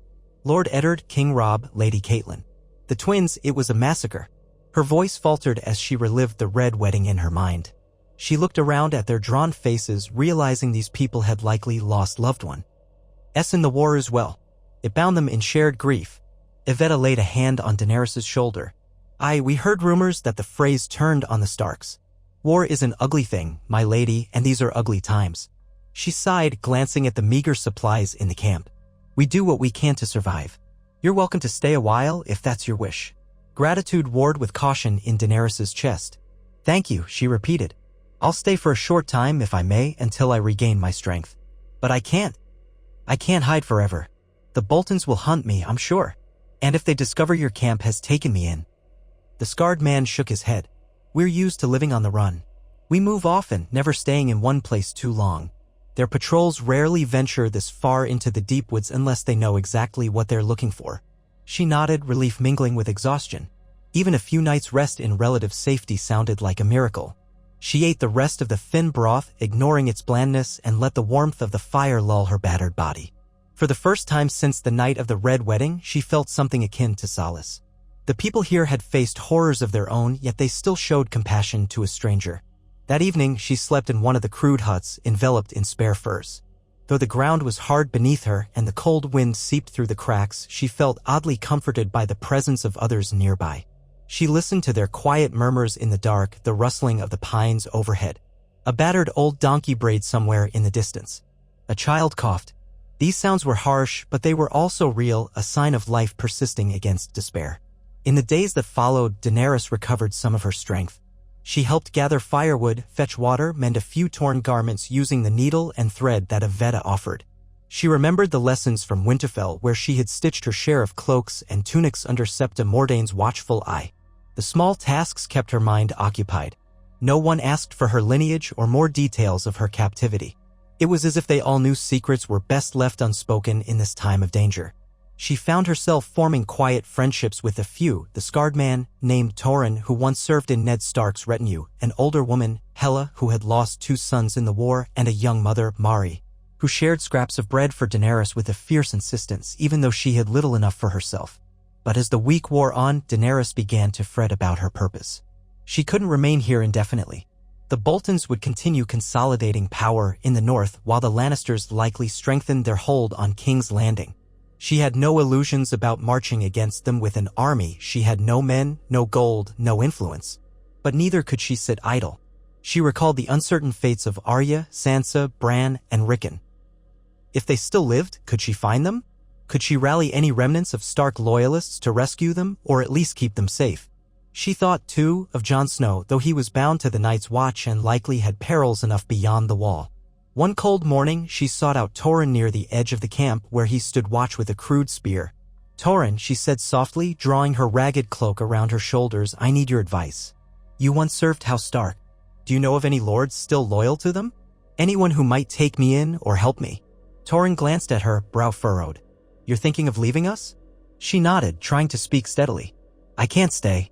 There's too much at stake. The Starks saved my life when I was a child, and I owe them a debt I can never repay. If any of Ned's children still live, I must find a way to reach them. Or at least keep them from harm." Torrhen sighed, looking out at the silent pines. "Lord Ned was a good man. Robb too.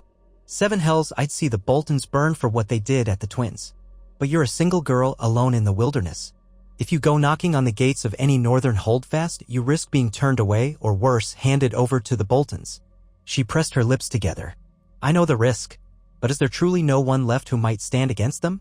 He fell silent for a moment, his scar tugging at the corner of his mouth. The Mormonts on Bear Island might remain staunch in their loyalty. So might the Glovers in Deepwood Motte, though they've had their share of troubles with the Ironmen. The Serwins, maybe, or the Tallhearts, if any remain. But the Boltons have them all under a vice now. I've heard rumors some small bands of Stark men still wage guerrilla war in the mountains. But they're scattered and outnumbered. Daenerys considered his words, an unsteady hope flickering. Maybe I could reach one of those holdfasts quietly, speak with the lady or lord, and beg for refuge. Torrhen turned to look at her directly. "You're determined, aren't you?" She met his gaze, recalling Ned Stark's example. "I have to be." He nodded slowly. "Then I'll guide you if you'll have me. I know some back roads, some trails that might let us avoid the worst of the Bolton patrols. We can head west, maybe north, see if we can find any pockets of resistance. I'd rather die fighting than spend my days lurking in the woods waiting for the Boltons to find us anyway." His eyes flicked to the ragtag huts behind them. "But I can't speak for the others. They're mostly small folk, women with children, old men. They may want no part in stirring the hornet's nest." A surge of gratitude swelled in her chest. "Torrhen, thank you. I appreciate this more than you know." He shrugged, wiping a hand over his stubbled jaw. "The Starks were good to my family for generations. I'll not see their line snuffed out without doing what I can." They spoke to the others that day. Some worried about the risk of drawing attention to the camp, but a few, Yvette, Hal, and 2 other men, decided to join them, reasoning that it might be safer moving than staying put. The rest would relocate deeper into the hills, hoping to remain undiscovered by Bolton's roving soldiers. They parted ways with tearful farewells. Daenerys hugged Mari, the young mother, who pressed a small bag of stale oats into her hands. "For luck," Mari whispered. "May the gods protect you, my lady." The next morning, Daenerys and the small band set forth, following Torrhen's lead. They had a single donkey for carrying supplies, half a dozen spears, and meager provisions. Daenerys wore a borrowed fur cloak that smelled faintly of mildew but kept her warmer than anything else she'd worn in weeks. They traveled under the cover of thick woods, avoiding open roads. Torrhen led them along hidden game trails, pausing often to listen for signs of pursuit. The days were cold and short, the nights colder. They slept under the open sky when no shelter could be found, rotating watches. Daenerys insisted on taking her turn, though she was far from a warrior. She clutched a spear with numb fingers, eyes scanning the darkness. It was grueling, but the sense of purpose kept Daenerys going. For the first time since her captivity, she had direction. She would seek out lords still loyal to the Starks, rally whatever help she could, and perhaps find a way to rescue Bran and Rickon if they still lived. She did not delude herself into thinking it would be simple. The Boltons had the weight of Lannister might behind them, but the North was vast and often unkind to outsiders. She prayed that cunning, local knowledge, and the fierce loyalty the people still held for Ned Stark's memory might tip the scales enough for them to make a difference. On the 10th day of travel, they reached a vantage point overlooking the shoreline near Deepwood Motte. The sea stretched in the distance, leaden under a cloud-choked sky. Daenerys saw a scattering of ships near the coast, longships bearing the Kraken sigil of House Greyjoy. Her pulse quickened. "The Iron Men," she muttered. "They still hold parts of the North." Torrhen nodded grimly. "Aye. They took Deepwood Motte some time back, I heard. The Glovers fled or were captured. No love lost between the Boltons and the Iron Men, but neither does the Ironborn hold any loyalty to the Starks." He spat. "We'll have to go around." They circled wide of Deepwood Motte, traveling inland through rugged terrain. Food grew scarce. Daenerys chewed on pine seeds and leathery strips of dried venison, recalling the lavish feasts of Winterfell with a pang of longing. Still, she kept her spirits up, urging her companions onward. They overcame small obstacles each day, a half-frozen river crossing, a broken donkey harness, a near run-in with a Bolton patrol on the main road. Each time they escaped, Daenerys felt a surge of cautious hope. They were still alive, defying the fate that so many had suffered. Yet, the North seemed empty of allies. Villages they passed were deserted or burned. The occasional farmstead they tried held only suspicious eyes behind barred doors or old skeletons left to rot by the roadside. War had ravaged this land, and Daenerys felt the weight of every tragedy. Where could they find the Glovers, the Mormonts, any loyal banner of the wolf? They pressed on, though the wind's bite grew fiercer each day as winter's grip tightened. Finally, in a hilly region west of the Motte, they spotted a curl of smoke in a distant valley. Torrhen led them closer, cautious as a fox. They discovered a small band of armed men camped in the ruins of an old watchtower. From the vantage of a ridge, they spied the crimson sunburst on a battered banner. Torrhen's face lit with recognition. "That's the sigil of House Cairn from the Stormlands, if I'm not mistaken." He squinted.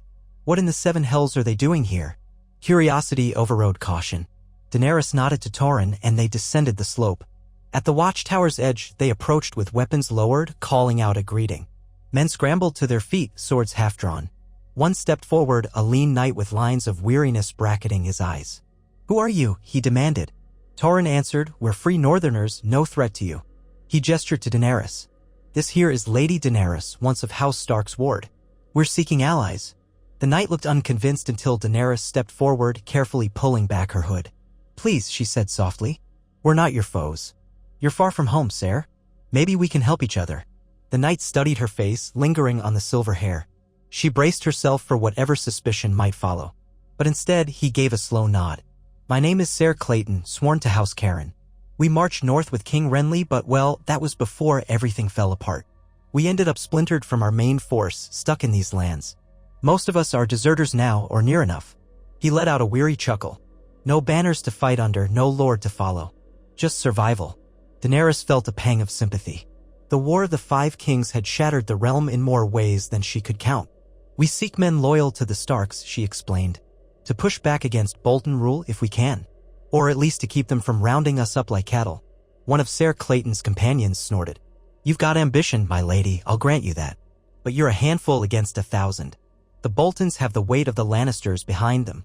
No cause to fight that hopeless battle." Several of the other men muttered agreement. Daenerys set her jaw, her voice tightening with emotion. "It might be hopeless, but House Stark saved me, taught me to be who I am. I won't let their killers go unchallenged while I live." If you have no lord to follow, consider following me for a time, or at least allow me and my companions to share your shelter. We can pool our resources. Perhaps we'll find a better way forward together." A hush followed her words. Torrhen and Yvetta stood at her sides, spears in hand. The ragged Karen men glanced among themselves. Finally, Ser Clayton exhaled. "Share the tower, then. We can't turn away fellow survivors. But don't expect us to ride off to war on your say-so." Gratitude flooded Daenerys. "That's all we ask." "Thank you." Their group settled into the half-ruined watchtower, building a fire in the rubble-strewn courtyard. The Karen men numbered fewer than a dozen, all weary and disillusioned. They spoke of how King Renly had died under mysterious circumstances, how Stannis had marched north to the Wall, leaving them stranded. Lacking a cause, they wandered, scavenging from abandoned homesteads. Now they had dug in here, planning to winter as best they could. That night, Daenerys and Torrhen discussed their next steps near the crackling flames. The wind shrieked beyond the broken tower walls. "We'll need more than scattered deserters if we aim to challenge the Boltons," Torrhen said quietly. "But at least we're not alone." She wrapped her fur cloak tighter. "We have to keep trying. Somewhere out there, House Mormont or some other loyal banner might still resist. Or maybe we can join up with whatever remains of the Stark supporters. War is still ravaging the land. The Boltons may not have as firm a hold as they think. Even the Lannisters can't occupy every road and stronghold." Torrhen nodded, but his eyes were filled with doubt. "Aye, but winter deepens. We might starve before we find them. Or freeze." She felt fear gnawing at her, yet she pushed it aside. "I've come too far to turn back," she said softly, recalling the glimmer of Ned Stark's smile, the memory of Robb's embrace. "The wolves of Winterfell taught me not to yield." Torrhen placed a hand on her shoulder. "Then we'll keep going, my lady. One step at a time." In the following weeks, Daenerys worked to earn the trust of Ser Clayton's men. She showed them how to patch their clothes, gleaned from her Winterfell lessons. She joined the hunting parties, using whatever skills she had with a bow. Though far from a marksman, she managed to bring down a hare once. Each night, around the fire, she spoke softly of Ned Stark's honor, of the sense of justice that had once governed the North, of her dream to see those values restored, even if only in a small corner of the land. Some men scoffed, calling it naive. Others listened in silence, thoughtful. One evening, as the wind rattled the tower's loose stones, Ser Clayton joined her at the fireside. "You speak well of the Starks," he said. "I never met Lord Ned, but I heard he was a just man. Why would he have a Targaryen ward?" Her throat constricted. She had shared fragments of her story with Torrhen, but not with these Stormlanders. Now she hesitated, recalling how the Targaryen name often carried dark connotations. But she sensed honesty in Clayton's gaze. "Because he refused to see a child murdered," she said at last. "My father was the Mad King, and Robert Baratheon wanted my family destroyed root and stem. Lord Eddard did not want the blood of an infant on his hands. So he saved me, raised me in Winterfell as one of his own. I owe him my life 1,000 times over." Clayton's brow furrowed. "Mad King's daughter, gods. And you'd still fight for the North, for your foster father's memory." He shook his head in wonder. "It's a strange world indeed." She looked him in the eye. "House Targaryen may be my blood, but House Stark made me who I am. I can't repay that debt by abandoning them now." She paused, voice softening. "Perhaps you think me foolish, clinging to a lost cause. But I'd rather die free than live quietly under the likes of the Boltons or the Lannisters." A slow smile tugged at Clayton's lips. "I don't think it foolish, my lady. Not anymore." He ran a hand over his short beard. "Your conviction moves men. I've seen it. You remind me a bit of King Renly in his brighter moments. He had a gift for inspiring loyalty, or so they said. Perhaps we could do worse than follow you." Surprise and gratitude warred in Daenerys' chest. "I don't want followers," she managed. "I just want to do what's right." "Sometimes that's one and the same," he said quietly. They clasped hands, an unspoken pledge passing between them. In that moment, she felt a surge of possibility. Even a single night could tip the balance if he brought others along. If enough fragments of the realm's broken armies converged behind a single banner, perhaps the dire wolf or the Targaryen dragon, or both, they might carve out a path toward justice, however narrow. As winter's grasp tightened, they prepared to move once more. They could not remain in the crumbling tower all season. Supplies were too scarce, and the Ironborn stragglers posed a threat from the coast. So they gathered what provisions they could and set out again, now a larger group of nearly 20. Yvetta scouted ahead, Hel guarded the donkey, Ser Clayton and Torrhen took the lead with Daenerys at their side. Together, they trudged through snowy passes and half-frozen marshes, forging a quiet alliance of the dispossessed. They told folk they met that they were but travelers fleeing the war. Some believed them, offering a night's shelter or a crust of bread. Others slammed doors in their faces. But occasionally they found someone who recognized Ned Stark's name and offered discreet help.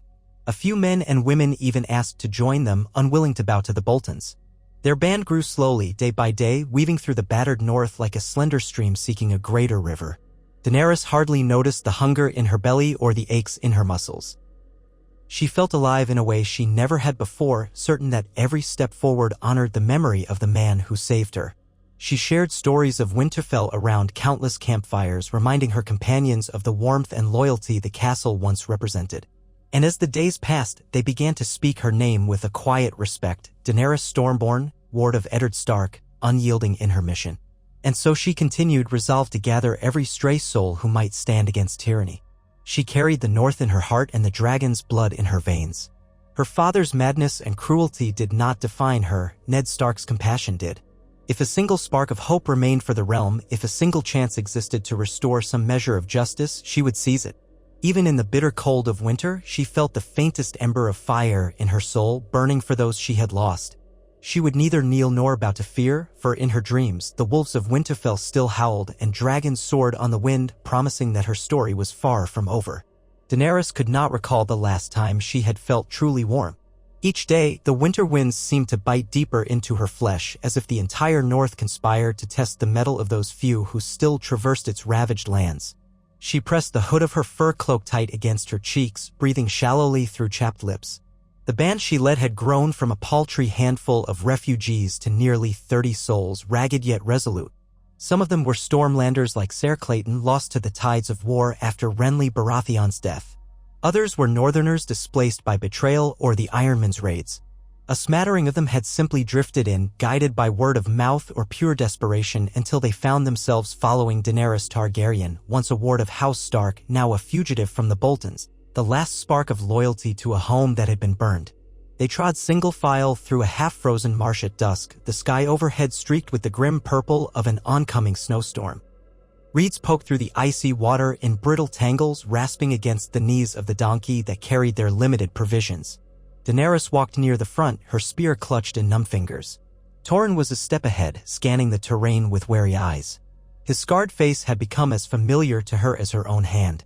Together, they had spent the last 2 months forging deeper and deeper into the north, seeking the remnants of any house that might still rally to the memory of Ned Stark. She paused for a moment, hearing the whisper of wind through dead cattails, the distant caw of crows. No human sound. That, in some ways, was more frightening than a random patrol. This silence had come to mean villages left deserted, farmland gone to ruin, fear driving any survivors into hiding. Whenever they did find folk, those folk rarely welcomed them with open arms. Too many outlaws wandered now, and the Boltons had eyes everywhere. Torrhen glanced over his shoulder. We should find higher ground before that storm catches us. A gust of wind tugged at his thick beard. If we stay here, we'll wake up half-frozen in icy mud. Daenerys forced a small nod, ignoring the leaden fatigue in her legs. Let's push on. She turned her head to call back to the group, though her voice carried only a short distance over the bluster. We'll keep going until we find a better spot to make camp. A few answered with faint murmurs of acknowledgement. The rest merely trudged onward, resigned. They had lost the luxury of complaint weeks ago. For all her encouragement, Daenerys knew their supplies were dangerously thin. The donkey's sacks carried little more than dried oats, meager saltfish, and a scattering of turnips from the last farm they had passed. At this rate, she feared the day they woke up with nothing left to boil in the pot but snow. An hour later, they crested a slight ridge that rose above the marsh. The ground here was still damp but not submerged in brackish water. A few twisted pine trees clung to the slope, their roots gnarled around stones. Daenerys halted, shading her eyes against the waning light. A few hundred yards distant stood the remains of a ruined sept, its arched windows empty, roof partially collapsed. Broken chunks of the 7 statues lay scattered in the yard. It looked to have burned at some point, though how recently she could not say. Its shell might offer some shelter from the wind at least. She turned to Torrhen, gesturing toward it. He surveyed the structure, then gave a grim nod. Better than nothing. So they made their way toward the ruined sept, picking a careful path over rubble and half-rotted timbers that had once been part of the roof. Inside, it smelled of old soot and damp stone. The cobblestone floor was littered with debris, including the charred remains of pews. The weary band spread out beneath the broken arches, stomping their feet to coax feeling back into their toes. A few men and women began clearing a space for a fire, brushing aside ash with their boots.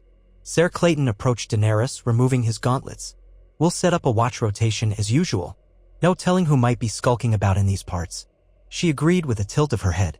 "I'll take a shift as well. Torrhen, too. Let's rotate in pairs through the night."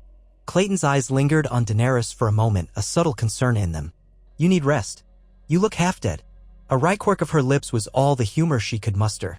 "Don't we all?" That ended any argument. He only bowed his head politely and retreated to help the others. Daenerys wrapped her cloak around herself more tightly, drifting toward the largest intact wall where a few rusted sconces still clung. She tried not to think about how the Sept had come to such a state. The War of the Five Kings had left its scars everywhere, and the gods had not been spared. As they prepared their meager supper, she stood gazing at a broken statue in one corner, a headless remnant of the maiden, arms outstretched to no one. Daenerys remembered the crypt under Winterfell, the old kings of the north resting in gloom. She could almost imagine Ned Stark's grave face, telling her to hold fast, to endure. That memory had become a talisman in her mind, a promise that what she did now had worth beyond her own survival. These people might call her a leader, but she was only fulfilling the lessons of loyalty he had taught her. When the fire began to crackle, Daenerys moved closer, holding out her hands. Her fingers stung in the sudden warmth, but she welcomed the pain as a sign she was still alive. Others crowded around, their faces tired, their clothing patched. They had no illusions of a grand destiny. They were outcasts, runaways, and orphans. But something bound them together, perhaps the faint hope that not all good in the world had died with the Starks. They ate in relative silence, thin oat porridge flavored with salt fish. It was hardly appetizing, yet Daenerys sipped slowly, forcing her hunger under control. She had seen men devour rations too quickly and then starve days later. She set down her wooden bowl and caught Yvette's eye. The rangy northern woman was massaging her calf through a tear in her trousers. Daenerys offered a faint smile. "Tomorrow, we'll reach a stead we heard rumors about. Maybe there's something left behind." Yvette snorted, though not unkindly. Or maybe it's just more ruin. Still, can't be worse than this." She rubbed the small of her back. "Keep telling myself it could be worse, then it gets worse anyway." Daenerys tried to find some encouraging reply, but found none. Instead, she handed over a bit of cloth for Yvette to bind around her leg. Then she left the circle, the flicker of the fire playing on her face, and wandered toward the jagged opening in the wall where a door might once have stood. The night's chill sliced through even her heavy cloak. She could see snow swirling in the wind, a shifting curtain of white against the darkness. In that hush, she thought she heard wolves howling far off. It sparked a longing she could not fully name. So many times, winter wolves had awakened her at Winterfell, their calls echoing in the forest. She'd snuggle deeper under warm furs, secure in her bed, never suspecting how soon that comfort would vanish. Now those howls seemed like ghosts, calling her back to a time that no longer existed. Torrhen approached, his footsteps soft on the cracked stones. He inclined his head. "You all right?" She nodded, though she didn't turn to face him. "Just thinking of the wolves." He exhaled, letting the words hang. After a moment, he spoke. "We're so few, Daenerys. I know we've grown in numbers, but it's still 30 or so souls against the Boltons and the Lannisters and the Ironborn." She heard the unspoken question in his voice, the doubt that laced it. Was it all in vain? Could they keep going? Daenerys drew a breath of cold air. "We do what we can. That's all we can ever do." She turned to him, searching his scarred face. "I have no illusions of riding south and unseating the Lannisters. But if we can find even one place to stand, one spot in this north that we can reclaim for the memory of Ned Stark, that might be enough to keep hope alive."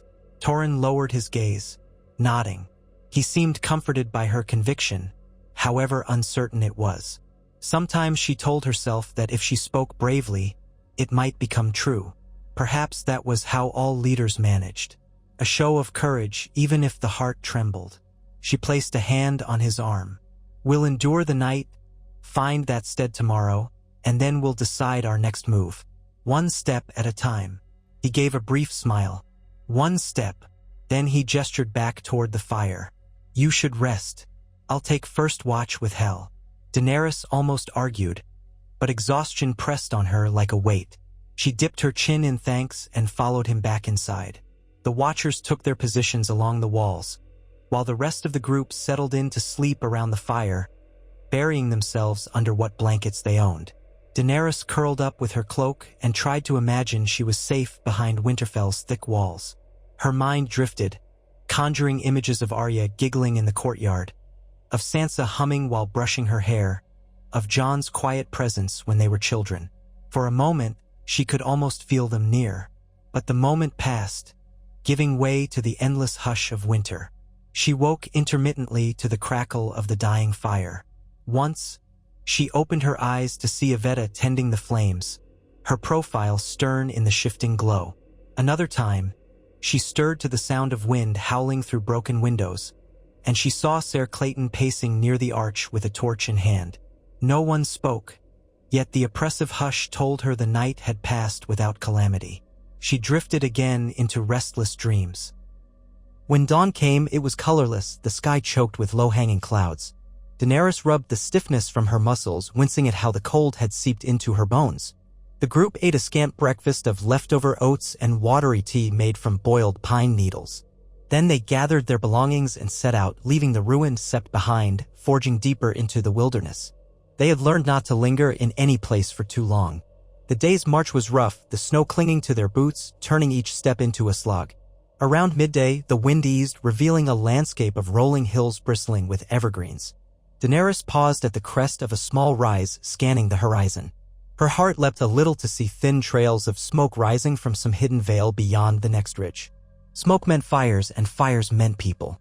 Torrhen's voice came from behind her. "Could that be the stead you mentioned?" She nodded. "Must be. Let's go carefully." They pressed on, though the journey took longer than it looked. By the time they arrived at the edge of the vale, the sun hung low in the sky, casting long shadows through the pines. At last, they saw it, a small compound with a log palisade, a few huts, and a central hall of rough timber. It appeared half-finished, as if the people living there had been in the midst of building or rebuilding. Atop the palisade, Daenerys saw movement, guards with bows scanning the surroundings. A battered banner drooped in the still air. She narrowed her eyes, struggling to identify it. The cloth was faded, impossible to read at this distance. Hal muttered, "Could be hillfolk. Or maybe some small house none of us have heard of." Daenerys' pulse quickened. She motioned for half the group to remain hidden among the trees. Then, accompanied by Torrhen, Ser Clayton, and Yvette, she ventured down the slope, hands raised to show she held no drawn weapon. The donkey ambled along behind them, braying softly. A shout came from the palisade. "Halt! State your business." The speaker was a woman, tall and broad-shouldered, with a bow in her hands. Daenerys complied, halting on the path. "We're travelers seeking shelter. We mean no harm." Her voice carried in the cold air. The woman on the palisade cast a glance at her companions. "Travelers, you say? Looks more like a band of raiders." Yvette let out a short laugh. "Would raiders come with donkey and half-starved folk in tow? We've women and children. Not exactly the vanguard of an attack." There was a pause. The woman shifted her stance. "Who leads you?" Daenerys stepped forward, pulling back her hood just enough to show her face. "I do. My name is Daenerys. We have been wandering, trying to survive the winter and the war. We only seek a safe place to rest. We can offer help with labor. We'll pay any fair price for food if you have it to spare." Another pause, longer this time. The wind tugged at Daenerys' silver-blonde hair, sending a chill through her scalp. At last, the guard shouted something to unseen figures behind the wall. Moments later, a wooden gate swung open. A man emerged, accompanied by two more archers. He wore patched leathers and had a wild tangle of brown hair, though his expression was not unkind. He approached with caution, stopping several paces away. "You speak fairly," he said, eyeing Daenerys. Then he looked at Torrhen, Yvette, and Ser Clayton. "But these are foul times. We have little to share, and the men who come calling often do so with hidden blades." Torrhen showed him empty hands. "We have only our spears and a few bows. We won't use them on you unless you give us cause." The man studied them a moment longer, then beckoned. "All right, we'll let you in for now. But if you stir any trouble, you'll find my archers quick to respond." Daenerys dipped her head in gratitude. "We understand. Thank you." She turned, signaling for the rest of her band to approach, though slowly. They filed down, wary, each face reflecting the mixture of hope and apprehension that Daenerys herself felt. If these people offered them a single night's shelter without betrayal, it would be worth the risk. Inside, the compound was cramped. The palisade enclosed a clearing of muddy ground where a few goats and a handful of scrawny chickens pecked at the dirt. For huts ringed the walls alongside the larger hall that served, she guessed, as a communal space. Smoke trickled from vents in the hut roofs. People peered out from doorways, eyes filled with curiosity or suspicion. Daenerys noticed that most of them bore the weary look of survivors, clothes patched, faces gone. Yet they carried themselves with a certain determination. The man led them to the central hall. It was essentially a longhouse with a hearth in the center. Daenerys caught the warmth of the fire on her face as she stepped inside. The interior was lit by flickering lamplight. Along one side, she saw racks of tools, axes, saws, chisels, telling her this was indeed a place of rebuilding. The man stopped near the hearth, turning to face the arrivals. "I am Goran," he said, voice echoing off the low rafters. "These are my kin and a few friends who've joined us. We're setting up a stead here, hoping to survive the winter." He jerked his head at Daenerys' group. "You number more than I expected. Seems each day more wanderers come." Ser Clayton stepped forward, removing his gloves. "We'll not burden you any more than we must. We can work for our share of chopwood, help with repairs." Goran's gaze swept across them, lingering on Daenerys. "This is your leader, then?" Daenerys inclined her head. "I suppose so, though it's less about command and more about survival. We respect your rules." Yvette added, "We're no friends of the Boltons, if that helps." A soft murmur spread among the stead's folk who had gathered. Goran nodded once, a flicker of relief crossing his face. "Then you're welcome here, for a while at least. We'll see how we manage. If you can contribute, you can stay." Gratitude welled in Daenerys. She saw the same emotion mirrored in the faces of her companions. "Thank you," she said quietly. "Truly." That night, they found corners in the longhouse to unroll blankets or, in some cases, to merely lie on straw. The place was crowded, the air thick with the smell of smoke, sweat, and the goats penned outside. Yet it felt almost luxurious compared to the nightly struggle of building a makeshift shelter in the wild. Daenerys sat near the hearth, warming her hands, watching Goran's people move around the hall with purpose. Some prepared stew from a small pot of vegetables and bits of meat that smelled rich to Daenerys' hungry senses. Others sharpened tools, hammered nails into boards. Outside the heavy door, she heard the murmur of men standing watch. She listened to the quiet conversation around her. A middle-aged woman, tall and lean, told Torrhen that they had come from a village near White Harbor but fled when men wearing the Flayed Man's sigil arrived to collect levies for the new Warden of the North. Another man claimed he'd been a blacksmith in Barrowton before Iron Throne officials demanded more taxes than he could pay. He'd abandoned his forge and set out with his family. One by one, stories emerged of how the realm's new overlords had bled or tormented those who would not bend easily. Daenerys felt the old anger churn inside her. She recalled too vividly the night the Boltons betrayed the Starks at the Twins, the sight of Catelyn Stark's last desperate moments. It sharpened her resolve. While she mulled on these thoughts, Goran approached, carrying a small wooden bowl of stew. He offered it to her with a simple nod. "Figured you'd be hungry. We used some wild onions we gathered last week. Not a feast, but it's something." Daenerys cradled the bowl, steam curling against her face. "Thank you," she murmured. She took a tentative sip, savoring the warmth that spread through her chest. She and the others had lived on near-empty bellies for so long that even this thin stew tasted like a rare delicacy. Goran crouched beside her, resting his arms on his thighs. "Your group is bigger than ours now, counting the children. We can manage for a few days, maybe longer, as long as we keep hunting and chopping firewood. But you understand this place isn't exactly a fortress. If the Boltons ride by, we'll have to hide or flee." "I understand," Daenerys said. She gazed around the hall, seeing his folk glance their way with guarded curiosity. "You've done well to survive and build all this. I don't wish to overstay our welcome. But do you know of any lords in this region who still fight for the Starks? Any place where we might find more permanent refuge?" Goran huffed out a breath, shaking his head. "If there are still rebel lords in the north, they're hidden well. Some might be up near the last hearth with the Umbers, but I hear half the Umbers bent the knee to Roose Bolton. Hard to say who's loyal now. As for the Glovers, the Ironmen took Deepwood Motte. The Manderleys remain in White Harbor, but rumor says they're stuck playing nice with the Iron Throne or else risk annihilation." He shrugged. "Might be Lady Mormont on Bear Island remains unconquered, but that's a hard place to reach in winter. And the Ironborn prowl the seas." Daenerys nodded, swallowing a bite of stew. She had feared such an answer. The north was vast but uncertain, a patchwork of surrendered holds, hidden rebels, and predatory enemies. "What of the wall?" she asked quietly. "The Night's Watch doesn't take sides in the war, but they might provide shelter." She thought of Jon Snow, though he was sworn to the Black and bound by vows of neutrality. She did not even know if he lived. Goran made a face. Hard country that way even in the best season. I doubt many of us would survive the journey, and for what? The Watch can barely feed itself, from what I hear. Food is short.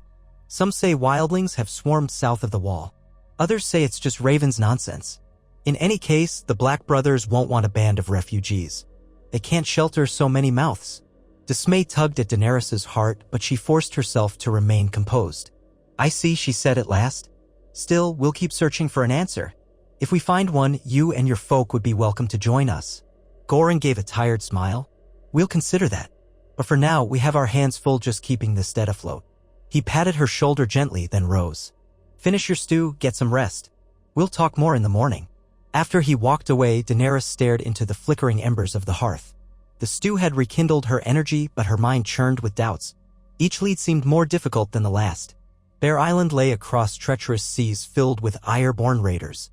The Umbers might be compromised, the Manderleys in White Harbor possibly forced to serve the Boltons and Lannisters. Winter closed in day by day, tightening its grip on the land like a vice. She pressed her lips together, recalling the times she had read about her Targaryen ancestors forging alliances, conquering lands, uniting lords. That had always been under the shadow of dragons. She had no dragons, only a battered band of wanderers. Yet she could not accept that the North spirit was entirely broken.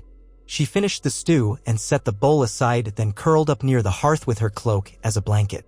The voices in the hall softened as people settled in for the night. Tucked amid the sound of crackling logs, Daenerys heard the muffled hum of the wind outside the walls. She closed her eyes, letting her fatigue lull her into a half-dream where she walked through the courtyard of Winterfell, steps echoing on old stones, searching for the faces of her family. They were always just around the corner, never quite in reach. Sometime past midnight, she woke abruptly, heart pounding. For a disoriented moment, she wondered if she had heard shouts or screams, but the hall was quiet save for soft snores. The only movement was Yvette rising to take a shift at the gate, bow in hand. Daenerys swallowed, her throat dry, feeling the lingering edges of a nightmare. Instead of trying to sleep again, she pulled herself up and crept toward the door. Outside, the air was knife-cold, starlight glittering off a thin crust of snow. Torches flickered along the palisade walk, revealing the restless shapes of the watchers. Daenerys found Yvette near the gate. The tall woman nodded in greeting, her breath visible in the torchlight. Daenerys looked up at the sky, hugging her arms around her body. She felt small under the infinite stars. What do you see? She asked quietly. Yvette tilted her head. Darkness. But I don't think anything stirs out there. A faint smirk crossed her lips. Better that than a patrol of Bolton men. Daenerys exhaled, still unsettled. You're right. She hesitated, glancing at Yvette from the corner of her eye. I couldn't sleep. Mind if I stand with you a while? Yvette shrugged. Suit yourself. 2 sets of eyes are better than 1. They kept vigil in silence for a time, scanning the moonlit ridges around the stead. Daenerys tried to let the quiet calm her.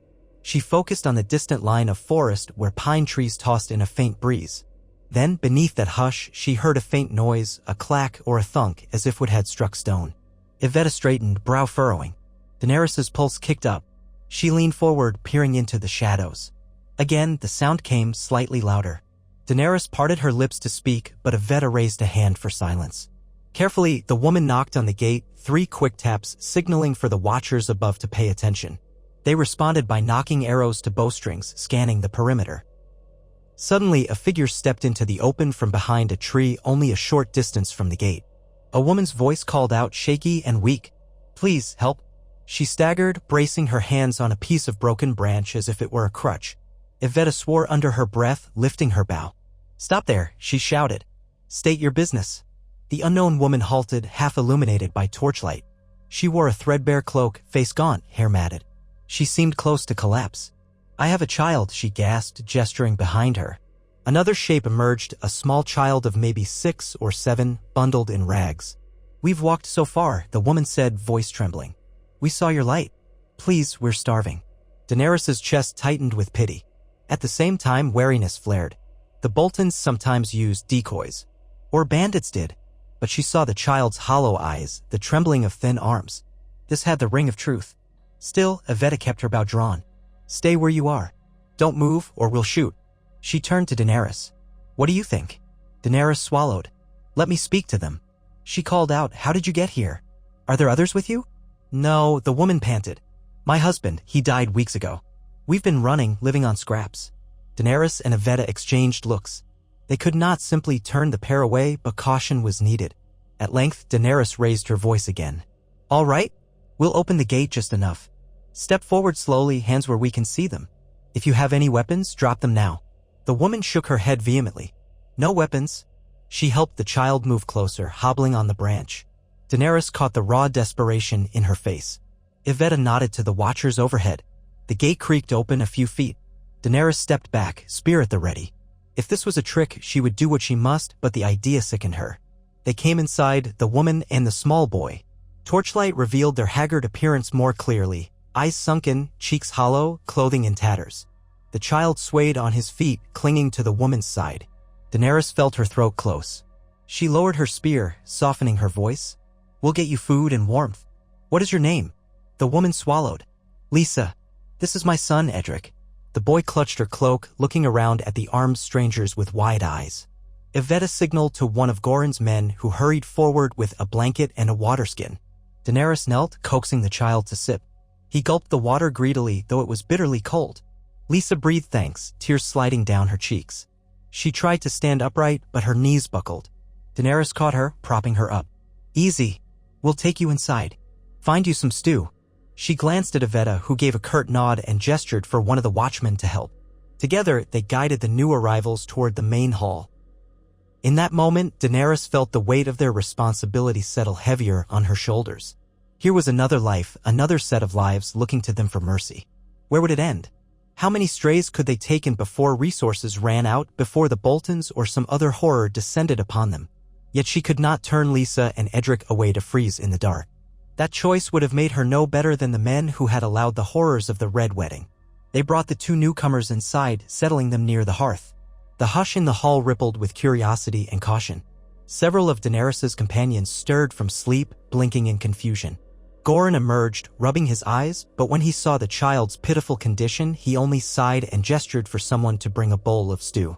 Lisa wept as she ate, the boy clinging to her side, clearly too exhausted to do more than sip. The hall's inhabitants watched with a mixture of suspicion and compassion, but no one raised a fuss about it. They had all been that desperate once. After ensuring Lisa and Edric were tended to, Daenerys sank down on a bench, bone-tired.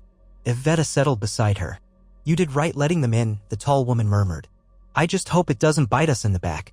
Daenerys closed her eyes briefly, recalling Ned Stark's lessons about justice and mercy. We have to keep our humanity, she whispered. If not, what separates us from the monsters who burned Winterfell? Yvette grunted in agreement. A fair point. She rose, leaving Daenerys to her thoughts. For a while, Daenerys sat in silence, watching Lisa spoon broth into her son's mouth. The child's eyes fluttered, half unfocused. She prayed he would recover, that the chill hadn't sunk too deep into his fragile frame.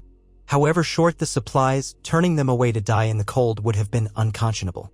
In the days that followed, Daenerys's band helped Goran's folk with daily chores, chopping wood, repairing sections of the palisade, gathering what roots and edible plants they could from the surrounding forest. The winter grew more severe each day, the sun rarely emerging. Snow piled against the walls, forcing men to shovel paths between the huts. At times, Daenerys wondered if they might simply remain here all winter. Goran did not seem opposed so long as everyone worked and shared in the meager rations. But the question lingered, what then? Would the Boltons eventually come, or the Ironborn, or some other threat? One morning, Torrhen found Daenerys as she helped an older man sharpen a saw. There's someone at the gate, he said, low enough that only she could hear. Goran's men have them cornered. His tone was urgent.